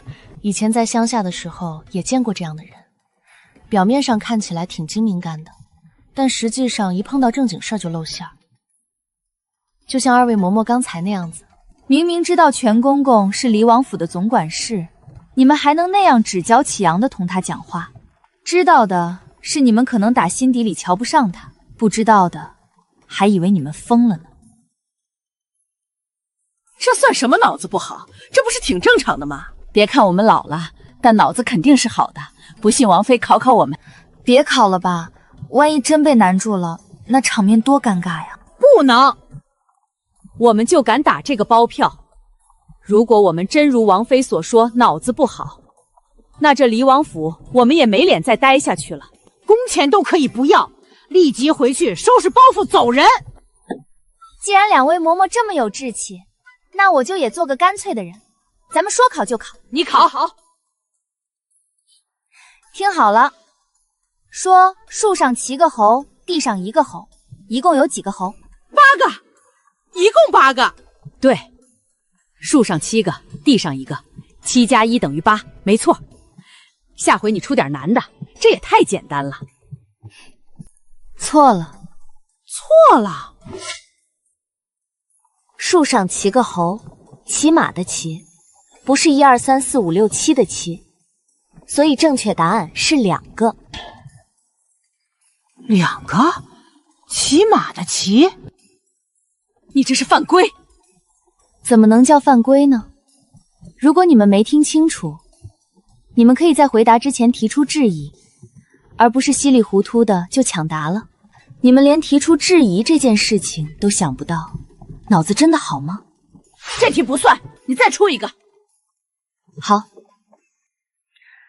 树上骑7个猴，地上1个猴，一共几个猴？2个。骑马的骑，一共2个，加1。还是错了，我说的是树上骑7个猴，地上1个猴，一共8个。骑7个猴，他是这么说的，好像是这么说的。那这不算脑袋有毛病，我们只是没听清。那就是耳朵有毛病，反正总有一个地方是有毛病的。全公公都听清了，确实听清楚了。我说你们有毛病，你们还不信？一个7，一个8，一个2，哪个也没超过10，10以内的加减法都不会做，你们好意思到王府来做事吗？我不是嫌弃你们，我也不赶你们走，但我是一个善良的姑娘，遇到事儿我得说。你们这个脑子现在看起来只是算错了2道题，但长此以往，发展的越来越严重，脑子就彻底坏了，治都治不好的那种。唉，从前在我们乡下就有这样的人，一开始别人说他脑子可能有病，他不信，等后来真发现自己有问题时，一切都晚了。我这人心善，前些日子也是这样救了宫里那位嬷嬷。二位要是信我的话，就好好养病；要是不信，我也没办法了。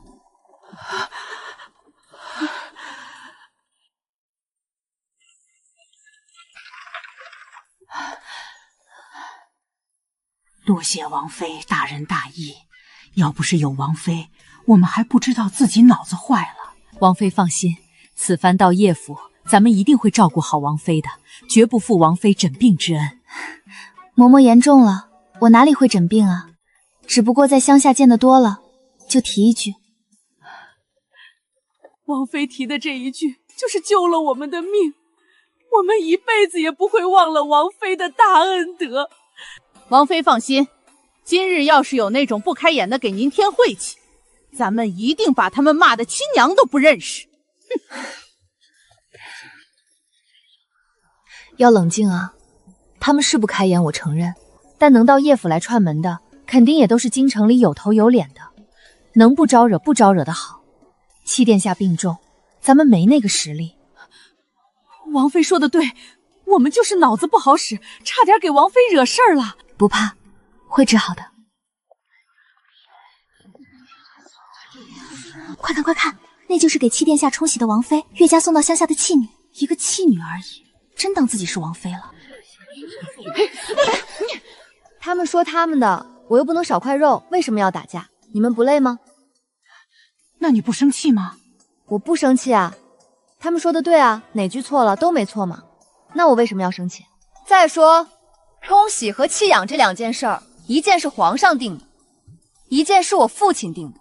要论也是跟这两位论，轮得着上我这儿来说道吗？是不是？我没别的意思哈，就是给大家提个意见。如果真有什么想法的话，欢迎到皇上或者我父亲跟前提。我就是个被家族送来冲喜的弃女，我说了不算。您是谁家的小姐？您又是谁家的？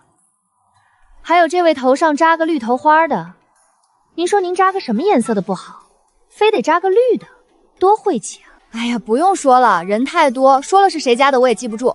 大家都是来参加生辰宴的吧？那就别在这站着了啊！来，往里边请。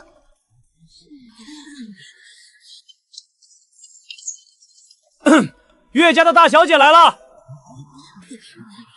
岳千武也来了。岳千武当然得来，他可是跟叶贵妃走得很近呢，每个月都要进宫1次2次的，就为了讨叶贵妃欢心。谁允许你穿成这样的？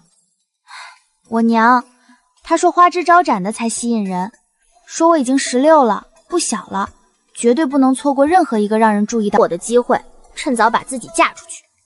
才16就要嫁呀？你可真是站着说话不腰疼，有本事你别早早嫁啦！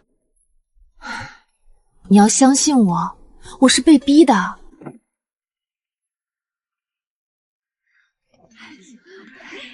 真像月宫里下凡的仙子啊！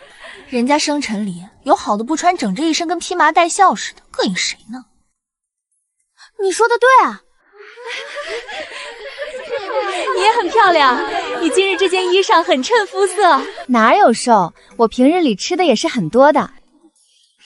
看到了吗？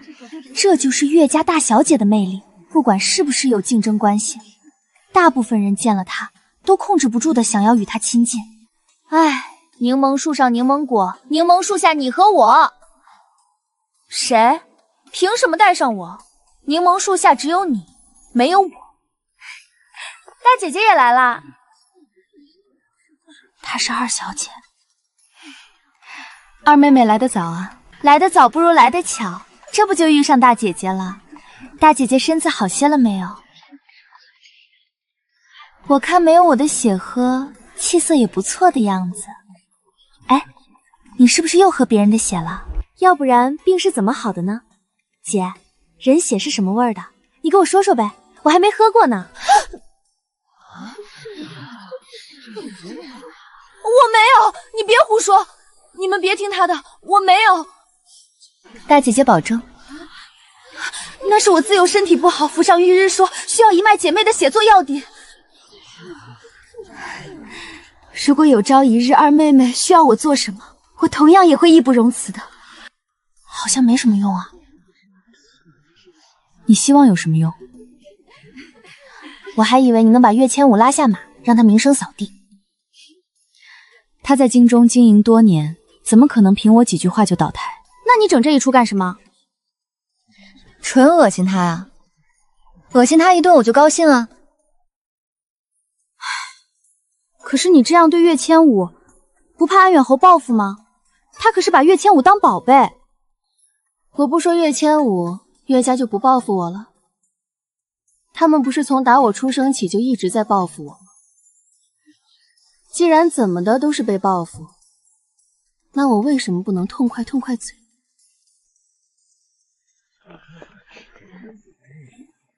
不是，你是谁家的？为啥我走哪儿你跟到哪儿？我爹是户部尚书，我是家中嫡女，排行第3，我叫宁初冬。岳斑斑，我知道你。今儿这场生辰宴我原本不想来的，就那些人我一个都看不上，但我妈非得让我来，我就只能来了。咱俩凑个伴儿吧，反正也没有人愿意搭理你。户部尚书家的嫡女，你是看上四殿下那个？没想到我的光辉事迹都传到乡下去了。那倒没有，我是回京之后听说的。那你还听说什么了？没有什么了，就听人提了这么一嘴。不过你既然相中了四殿下，你娘为何还愁你的婚事？唉，就是因为我相中了四殿下，她才愁的。四殿下哪有那么好嫁？京中看上四殿下的人都能从皇宫排到城门口去，我算老几啊？四殿下人气这么高吗？宜妃娘娘不是挺喜欢你的？宜妃娘娘喜欢的人可多了去了。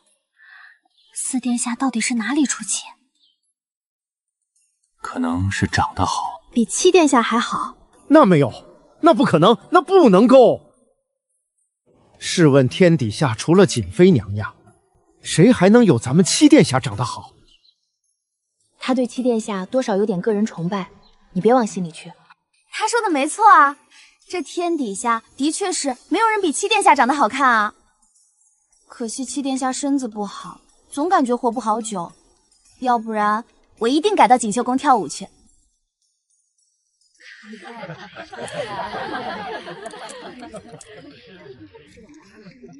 这是怎么回事呢？大年宫宴那会儿，那帮女的可能是喝多了，几番嘲笑我巴结宜妃娘娘，我一生气就把她们肚子里的花花肠子都给说了出来。展开说说。比如说李家的大小姐也喜欢四殿下，但她自己不好意思说，她让她在宫中当侍卫的哥哥给宜妃娘娘递纸条。再比如说张家的二小姐看上了叶贵妃膝下的八殿下，我说你那是看上八殿下吗？你那是看上叶贵妃了。反正就这些事儿吧，我一个一个的都给他们点出来了。要丢脸也不能我自己丢，大家一起丢才是好姐妹。后来我娘把我嘴堵上了，那些被我说中的人又哭又闹，我心烦，直接掀了桌子。失敬失敬，敢在宫宴上掀桌子的也是个人物啊。皇上没罚你？没罚啊。那场宫宴闹腾到挺晚的，原本亥时一过就要结束，后来也不知道是哪个煞屁非说要陪着皇上一起守岁，要过了子时再结束。我愁着皇上都困了，正好借着我掀了桌子这个点子，他当场宣布宫宴结束。退场的时候还冲我笑笑，反正我没挨说，就是回家挨了顿打。其实也没有啦，我一练琴手指就疼，总想偷懒少练一些。每天在家里就是逛逛园子，喂喂鱼，晚上早早的就睡了，绝不因为读书写字这些事儿熬夜。先生总说我不够努力，我母亲也总让我把精力都放在学习上。你这样都能学得这么好啊，这可能就是传说中的天赋吧？真有这种天赋？哼，有个屁！只有在背地里往死里努力，才能在表面上看起来毫不费力。那我们也努力。你自己努力吧，我不努力了，我只想当个废柴。啊？你为什么不努力？我为什么要努力？为了……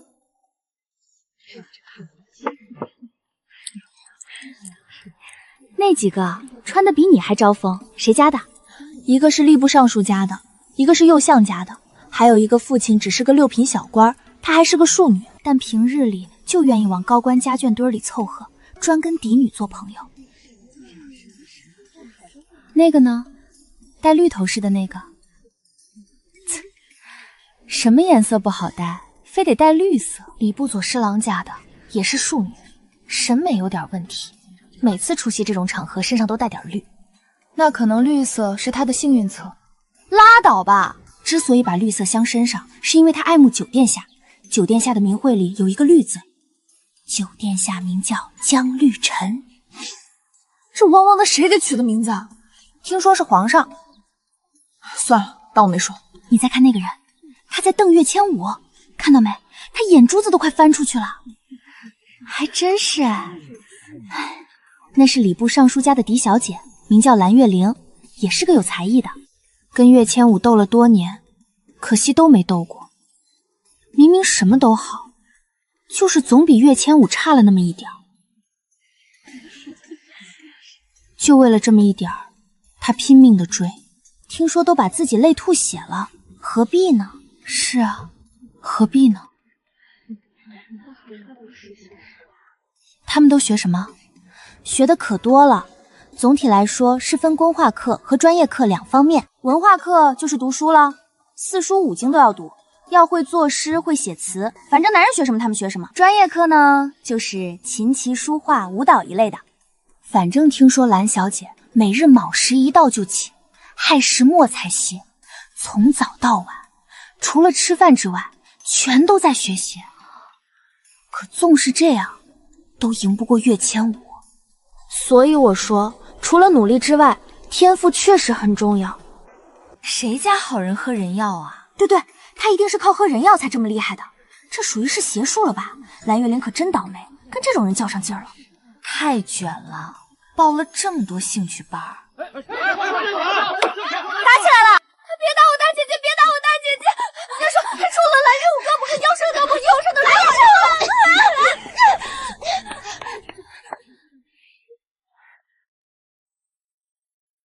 我快看看岳家大小姐怎么样，有没有伤到哪里？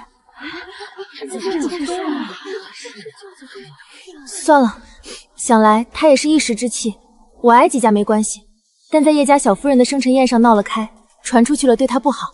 千武，你就是太善良了，他打了你，你还替他着想，就应该让所有人都知道他蓝月玲是个什么德行。他们蓝家今日没有大人来吗？咱们告状去。算了算了，得饶人处且饶人，我没事的。天哪，世上怎么会有你这样善良的女子？我们千武品行和才强，真是当之无愧的京城第一。汪汪的挨打没告是吧？不至于，不至于。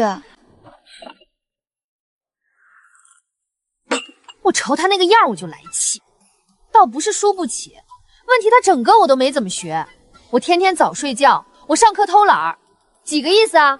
意思就说我笨呗？卷不动就摆烂吧，输在半路总比输在终点要好，至少省了一顿跑。你也是输在半路的？不是，我是输在起跑线上的。那你能不能有点志气？你们家的事儿全京城都知道，你遭的那些个罪，都是岳千武他娘那个小三害的。也不能这么说，主要原因还是男人的耳根子软，他软就是不行，但凡他硬，我都不能被送走。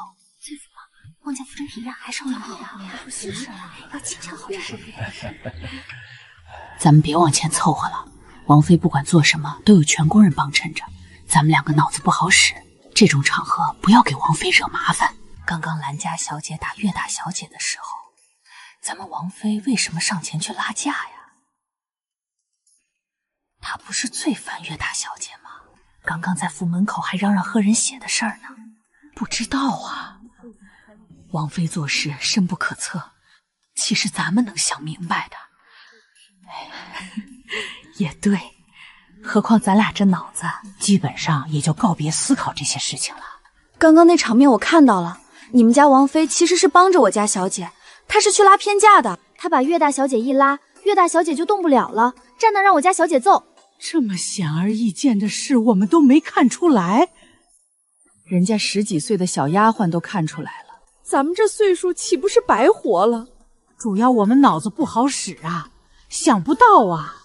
哎，这脑袋算完了，这得多少银子能治好啊？哎呦，我怎么感觉有点头疼呢？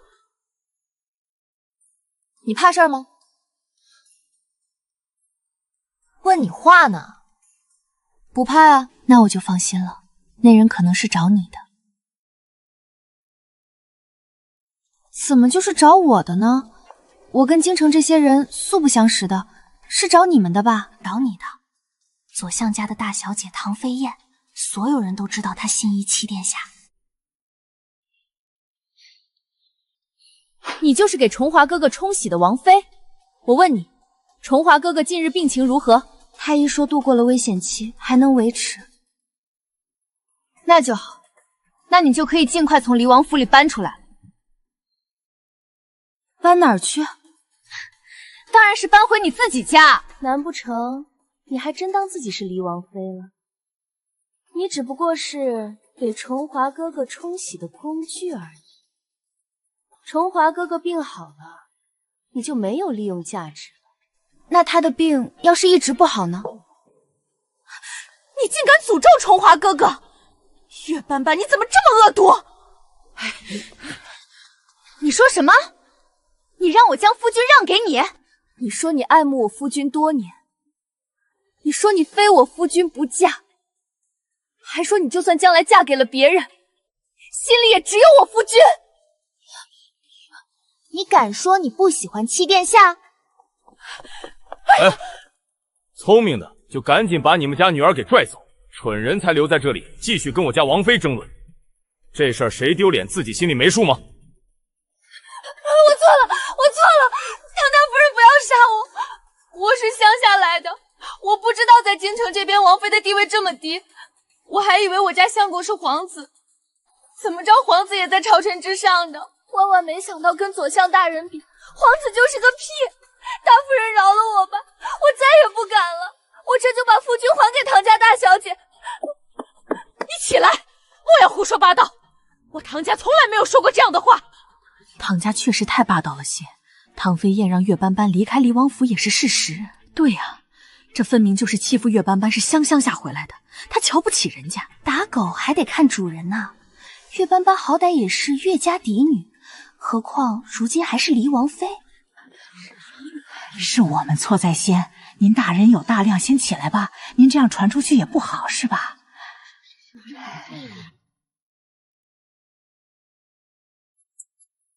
磕得跟真事儿似的，合着一下也没沾到地，额头一点灰都没有，你也是一个本事。唐家记住你了。记住就好，要是这还记不住，那我可就白喊了。不怕唐家报复？你说什么？我没听清楚。我问你，不怕唐家报复你吗？不怕，现在人人都知道我得罪了唐家，那我要是出了事，肯定就是唐家干的呀。不要过于惊讶，毕竟爱慕七殿下的姑娘太多了，这种场面你早晚都要经历一番的。你别害怕，我跟嚣张跋扈的唐飞燕走的不是一个路线，我是模仿派的。七殿下什么样我就什么样，七殿下什么病我也是什么病。岳斑斑，你就可怜可怜我，让我去离王府跟七殿下一块病着吧。要不我也给你找个人冲冲喜。你看，七殿下有人给冲喜，你如果也有人给冲喜，那是不是又跟七殿下多了一个共同点了？那我等你。100万，离开七殿下。100万？怎么？嫌少？你快回来！这有人出100万，你要往上加吗？还有唐家大小姐，你往上加吗？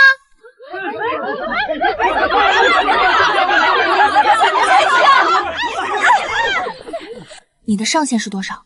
就是卖七殿下的上限。暂时没打算卖他，毕竟皇子嘛，还是挺管用的。以你现在的处境，有个王妃的名头傍身，还是挺好的。彼此。我家二妹妹不懂事，冲撞了夫人和飞燕，我替她给二位赔礼了。你这孩子又不是你的错，你赔这个礼做甚？快起来，别叫我心疼。我母亲说的对，不是你的错。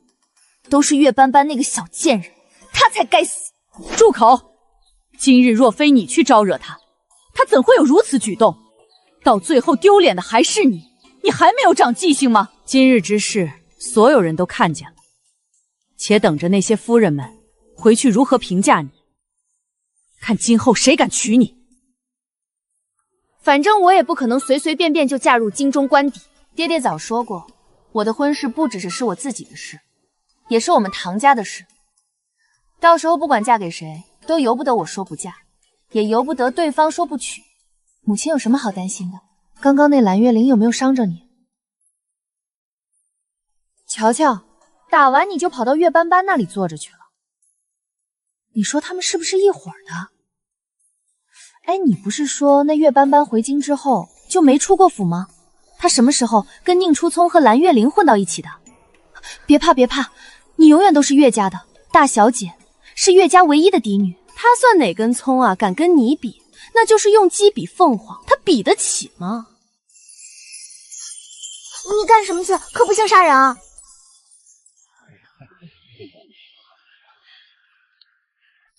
左转，再左转。到了。意思是只能吃自己面前这几个菜是不？谁上这种地方来是为了吃饭的？错了，坐错地方了。您是王妃，应该跟另外几位王妃坐到一起。我坐这儿挺好的。不，你不好。弟妹不用客气，你嫁进了皇家，咱们就是一家人了。对对，往后咱们妯娌之间多走动。坐吧。姐姐好。胡说什么？那是你婶婶。婶婶好，你是新婶婶吗？好久没有看到新婶婶啦。婶婶你看起来好美呀，想跟婶婶贴贴。不要闹，婶婶还没吃东西呢，让婶婶先吃点东西再陪你玩。那婶婶猜猜安保吃的是什么？猜对了有奖哦。反正不可能是地瓜。恭喜婶婶成功排除了正确答案，那安保就不能亲婶婶了，婶婶的奖励没有了。咱们都是自家人，不像别的宴庭里一个人都长了8个心眼儿。一家人不用客气，咱们该吃吃该喝喝，吃饱了才是要紧事儿。吃吧。三弟妹，你这是病，得治。我只是不饿，可是你随礼了，礼都随了，为什么不多吃回来一些？多亏啊。王妃，宴厅那些小姐们每人都得讲菜的典故呢。得亏我爬得快成了王妃了，要不然跟他们一桌出丑的就是我。生死由命，富贵在天，啥也不会怨我，也怨不得你。你从小不在京中长大，自然在这些事情上就不擅长。在不在京中长大的，谁没事去背菜的典故？可惜了，小小年纪的。可惜我小小年纪就嫁人了？不是，可惜你小小年纪就不知道换衣裳。王妃，您不去梅园看看吗？不去。都走吧，都走了就清静了。本以为是姐妹间的小把戏，没想到惹来这么多人围观，实在有些不好意思。早知这样，我们就不张罗这个了。这回知道我为什么烦他们了吧？我厌恶他们所有人。我怎么没把岳千武给挠死呢？和气生财，和气生财。这帮人在眼前晃悠，你还能心平气和的？汪汪的那个岳千武，他怎么那么招人烦啊？岳千武到底怎么你了？除了卷不动，你们还有别的恩怨吗？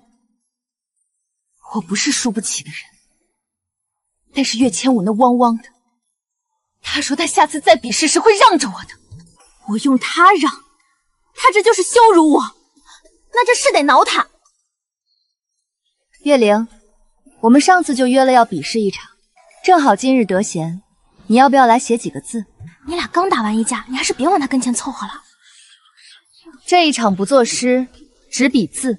在你来之前，已经有人出好了题目，我们就写“天道酬勤”4个字。哼，谁怕谁啊？蓝月玲这个性格容易吃亏，气性太大了，容易被岳千武牵着鼻子走。也不必过于担心，在所有穿越科里面，只有写字这一块，蓝月玲是公认的比岳千武写的好的。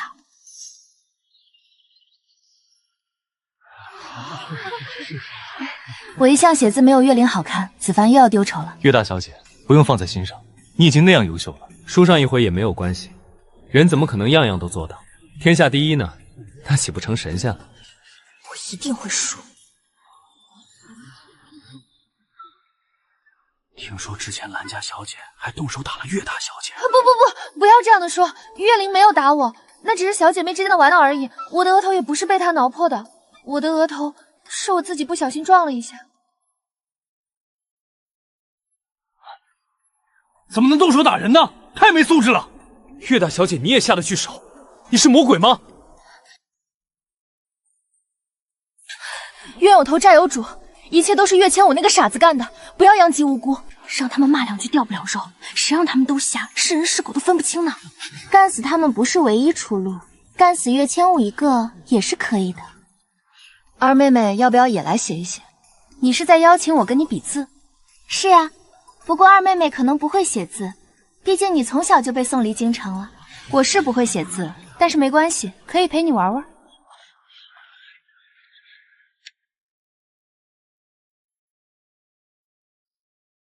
要不岳千武，你把鞋脱了吧，你用脚写。你可别哭了，动不动就红眼眶，给谁看呢？赶紧的认输吧。斑斑要大气有大气，要秀气有秀气，你拿什么比？二妹妹是在安徽那边习过字吗？自然是学过的。我乃安远侯府正儿八经的嫡女，我母亲是安远侯发妻。即便我被送回老宅养着，父亲也不会疏于对我的教导。从我3岁起，父亲就为我请了启蒙师傅，专门留在安怀教导我功课。那师傅说，父亲给了重金，就是为了让他能长期留在安怀，一心一意教导我，直到我离开老宅回京，他才能离开。师傅还说，我是京城侯府嫡女，我父亲对我寄予的厚望，是跟别的孩子不一样的。所以我一定要努力，要不负父亲的期望与培养，要撑起侯府的一片天。父亲为岳斑斑请了师傅，还教了他这一手好字。怎么可能？大姐姐，你这是什么意思？怎么就不可能了？你是想说，父亲是那种狠心抛弃亲生女儿，在乡下自生自灭的冷血无情之人？你是在骂父亲不敬发妻，不爱嫡女，连书都不给嫡女读的混蛋？那才是不可能呢。但凡是个有脑子的人，都干不出来这种事儿。毕竟我不行丢的是安远侯府的脸，他还会被人戳脊梁骨说不会教导女儿。大姐姐，我们的父亲是一位重情义的人，虽然我母亲早逝，但他是发妻。发妻跟妾台妻位的后来者那是不一样的。无论到什么时候，哪怕是父亲100年之后，能与之合观的人，也只有我母亲一个。所以父亲怎么可能会放任我不管？这10几年他瞒着所有人用心的教导我，就是出于他心里对我母亲的爱和怀念，以及对我这个嫡女的看重。他还托师傅对我说他从来没有忘记过我，只是家中很多事情也不是他一个人能说的算的，没办法，就只能暂时委屈我。希望我不要恨他。我怎么会怪他呢？他是我的父亲。对呀，岳斑斑才是安远侯府正经的嫡女。当初那位大夫人嫁到岳家，还是皇上赐的婚，这样的才是明媒正妻，才算得上真正的当家主母吧。妾台妻位这种，其实也就是自己家里给个正妻的名头，实际上跟正妻完全是两回事。岳斑斑说的没错，这种连续弦都算不上，将来都不配跟安远侯合葬的。那这么说来，其实岳千武也算不上岳家真正的嫡小姐。让各位见笑了，今日临场发挥实在仓促，没有好好准备，笔也不是平时用惯的，写得不好，见笑了。大家可以把刚才发生的事都忘了，千万不要放在心上。你是想让我们把你对岳千武说的话给忘了吗？我是想让你们把我会写字的事情给忘了。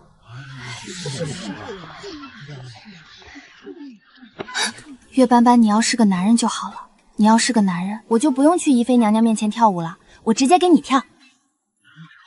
岳斑斑太过分了，上一辈的事跟下一辈有什么关系？他出生的时候，岳千武也还是个孩子，他有什么错？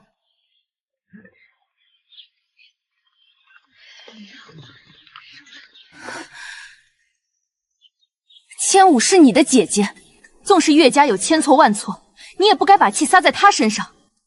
你如果认为命运不公，你到安远侯府闹去，跟千武来什么劲儿啊？对，你快去给千武道歉，千武从来没有受过这样的委屈。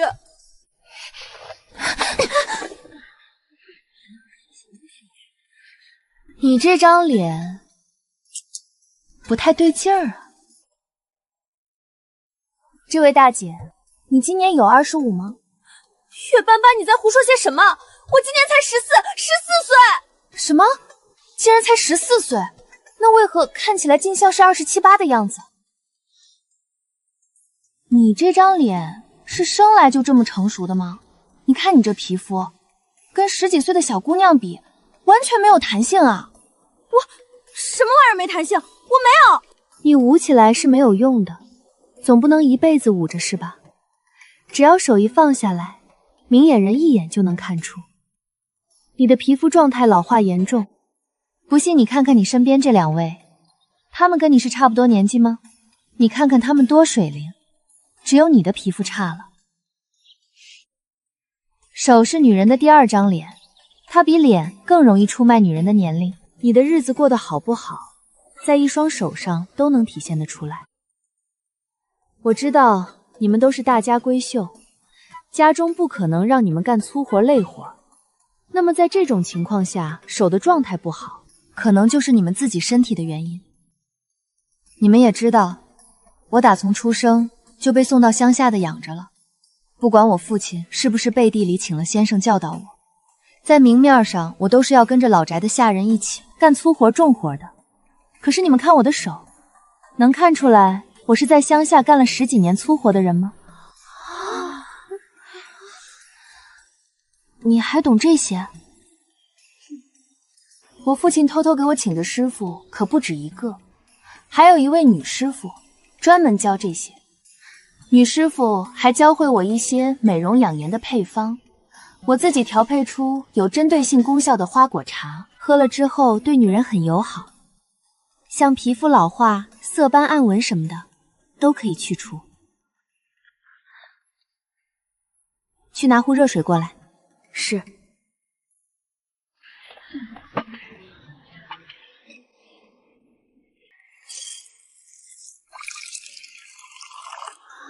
哇！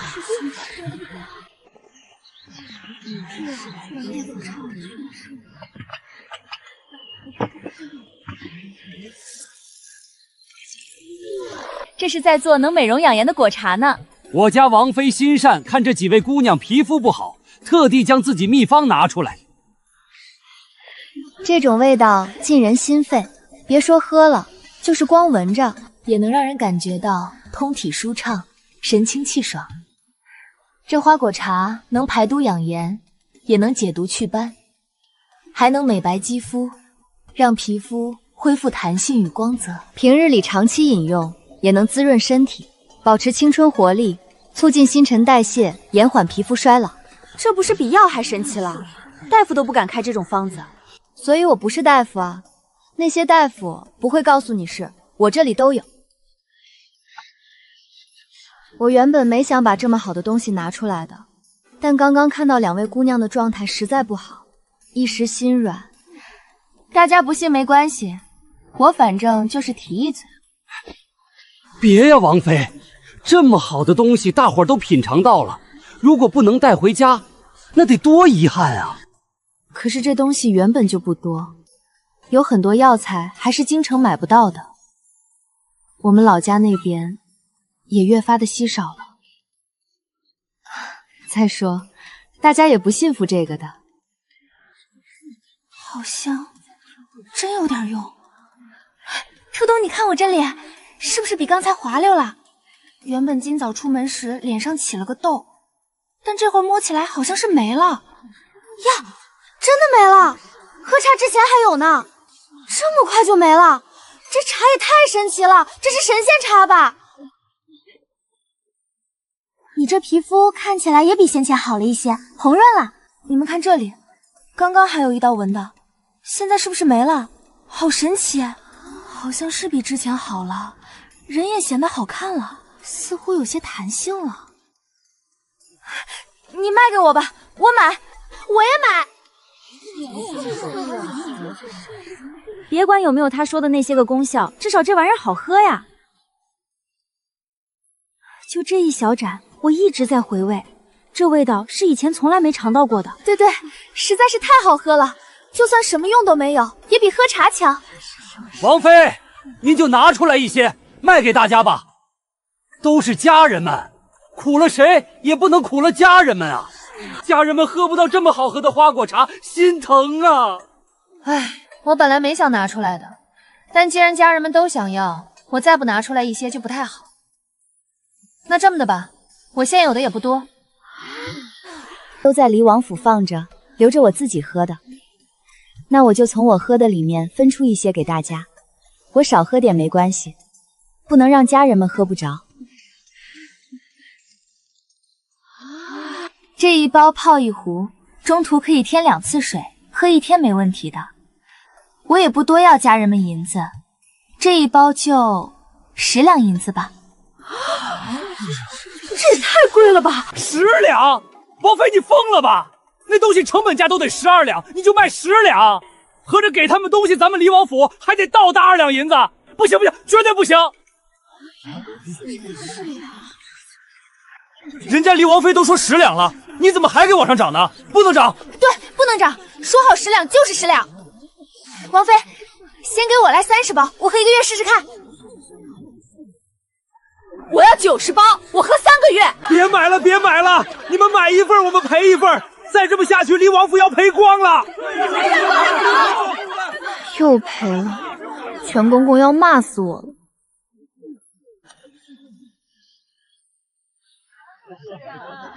你去帮我问问我可以喝吗？我家小夫人让我问问王妃，这种花果茶孕妇能不能喝啊？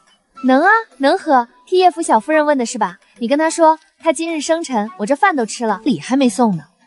这么着，今日她不管买多少，我都给她打个8折，就算我送礼了。她如今是离王妃，她进门时不给礼，咱府上下人也不好意思拦着硬管她要。好在今日她能给夫人打8折，要不咱们就多买点吧。过了这个村没这个店了。问问他这东西能存放多久，给我照着最长存放时间去买。以后再有这样的好东西，王妃一定想着我。一定一定，小夫人生辰快乐呀！这场宴会终于结束时，我俨然成为了香饽饽，连我出府都有叶小夫人亲自相送。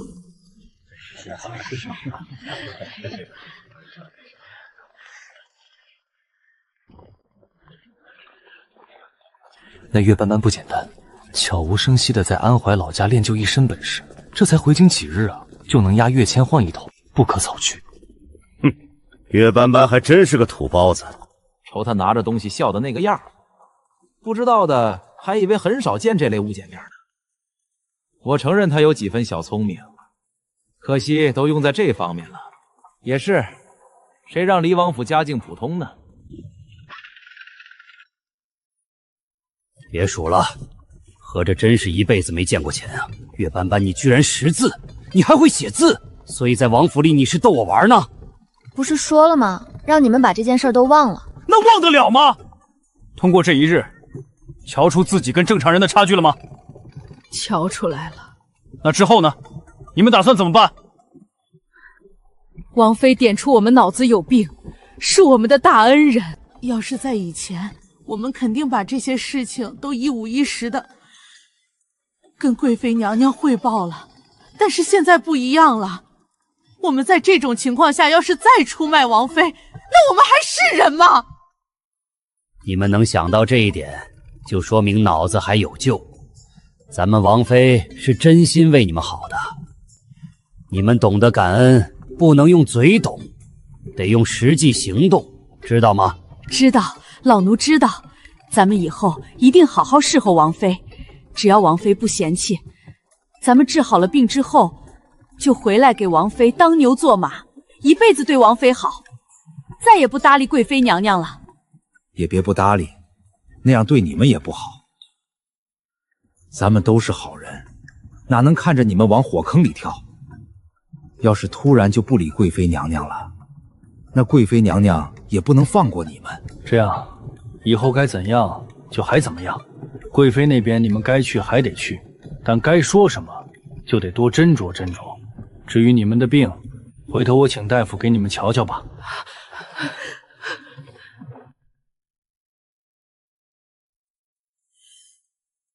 这一日你们到底经历了什么？怎么说呢？经历了很多，但又仿佛什么都没有经历过。反正人回来了，钱也回来了。至于其他人的死活，王妃说她管不着。那送礼了吗？不算送，只不过是叶家小夫人买我们的东西，给打了个8折。不过，王妃，你确定那些东西咱们府里有？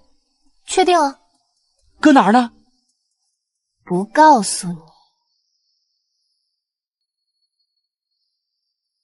到这边来坐。你卖了什么东西给他们？这些银票都是你这一日赚的？对啊，我厉不厉害？厉害，我们班班真是太厉害了。你为什么觉得我厉害？确实厉害。德全批评我来着，一是说我识字，但却骗他说不识；二是觉得我今日在叶府太嘚瑟了。你怎么想？不能说嘚瑟，只能说你做事有自己的主意。我相信你不是一个冒失的人，之前你一直选择逃避，但却在入府第一天就把整个离王府都逛了一遍，也成功的发现了其他势力安插进来的人。那么今日之事，我想你一定也有自己的安排与打算，只是你能不能与我说一说？我去这场生辰宴是迫不得已，一切都是那串麝香手涮引起的。但我自认为与那贵妃娘娘往日无冤，近日无仇。就因为嫁给了你，她就这么害我，我不干。所以我设计让她自己把珠子要了回去。但叶府我也不得不去了。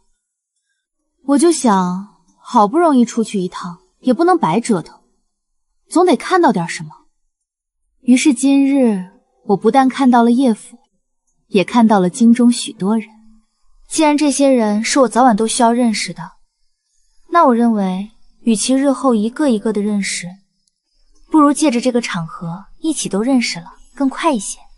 我的立场是，大家最好都能和睦相处，让我能在离王府里平平静静地过完一生。但如果有人想要打破这份平静，那我也不能吃这个闷亏。我可以摆烂，但我不能让人欺负着摆烂。今日他们针对我了，那我就坑他们一笔银子。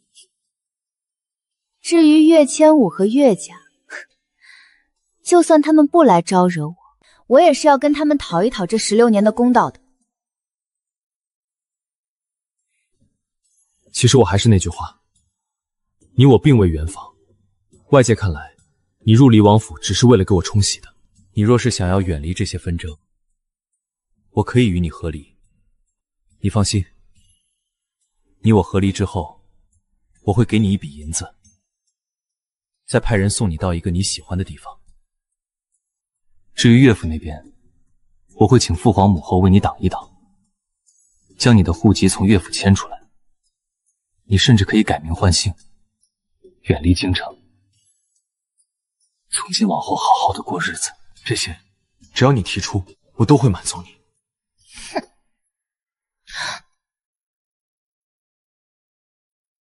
该用晚膳了。天凉了，你要不要过来睡？男女授受不亲。我们是夫妻。我是冲喜的，不算。娘，岳斑斑今天可是把风头出尽了，还在那么多人面前羞辱于我。可能就是个误会，景荣这些年对你怎么样，你心中有数。对千武那更是像眼珠一样珍视着，他怎么可能偷偷去管岳斑斑的？再说，你在老宅那边安插了人手，别以为我不知道。你的人这么多年一直盯着岳斑斑呢，他学没学东西，你自己心里没数？就是因为有数，才觉得老爷做的太绝了。我安插过去的不过是些丫鬟婆子，他们有几个本事，能盯住什么呀？老爷权势滔天，他要是想偷偷做点什么，那我就是安插多少人手也是防不住的。母亲，我不是小肚金产之人，斑斑也是老爷的女儿，老爷就是要把她接回来，我也是没有意见的。我只是伤心，我们夫妻这么多年，他做事却背着我。我没关系，我本就是妾台的妻位，我不怕被人戳脊梁骨，但千武是无辜的。但凡斑斑他是个懂事的孩子，他都不应该在那样的场合让他的长姐下不得台面。我真是想想就心难受，那对千武来说是多大的屈辱啊！母亲，我没关系的，我都可以忍。母亲千万不能因为这件事情着急上火。至于外面那些戳脊梁骨的话，大不了我以后不出门了，就听不到了。我们这么懂事的千武，为何要受这份罪啊？去将侯爷请来。是。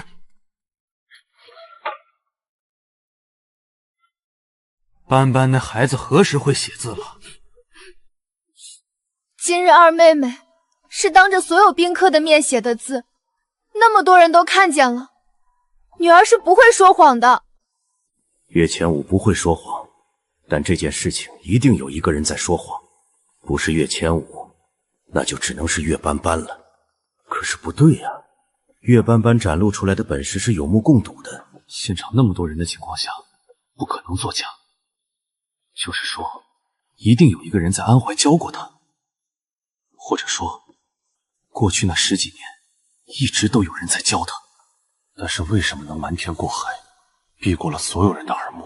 是什么人能做到这样的地步？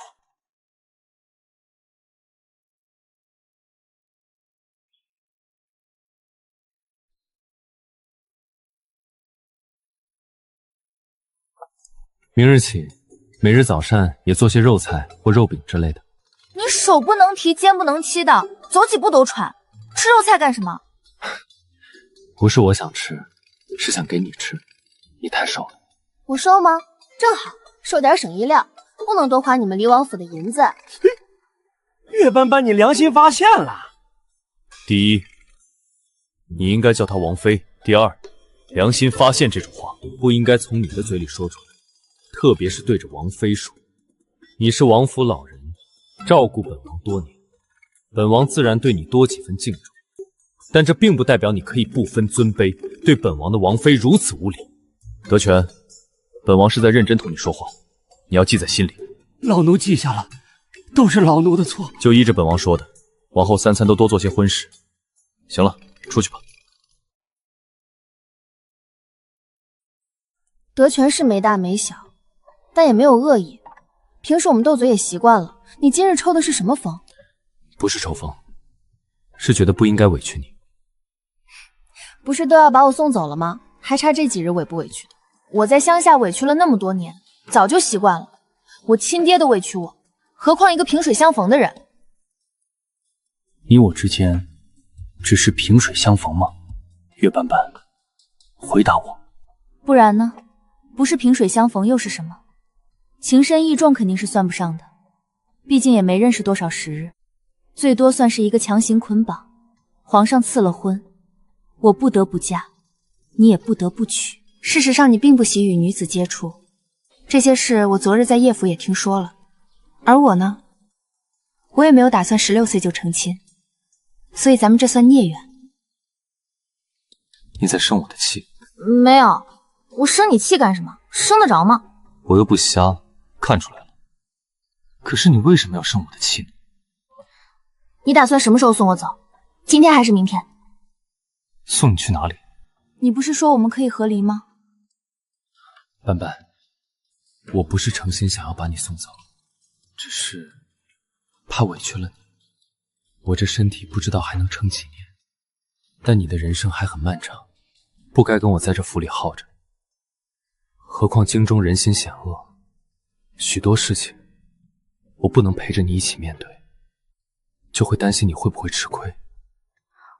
我吃亏？我举报王妃昨天还干爹了呢，她不会吃亏的。侯爷光临离王府，蓬荜。德全，回头叫人扫扫灰吧。你们要是连这点小事都做不好，本王要你们何用？殿下说的极是，等安远侯走了，老奴立即就找人打扫。你过来，与本王一起受他这一礼。你是离王妃，他跪的。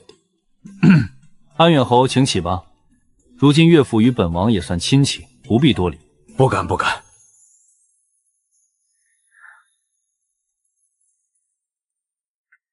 你有没有闻到这屋里有一股子奇怪的味道？好像是不太对劲。你说这是什么味呢？是人渣的味道。岳斑斑！安远侯直呼我大名，看来是一点都没将东府皇室放在心上。这里只我一人也就罢了，我不同你计较。但七殿下也在呢，你这是在打谁的脸？微臣没有打谁脸的意思，只是想问问这个女儿，本侯何时请了师傅送去安怀教导她功课？安远侯是不是病了？不然为何记性这么差？可能也不是记性差，是不想承认吧。其实没关系，父亲，这里是离王府，不是安远侯府，没有大夫人在，您不必怕。你们到底在说什么？本侯又在怕什么？自然是怕大夫人呀。父亲惧内，别人不知道，我还不知道吗？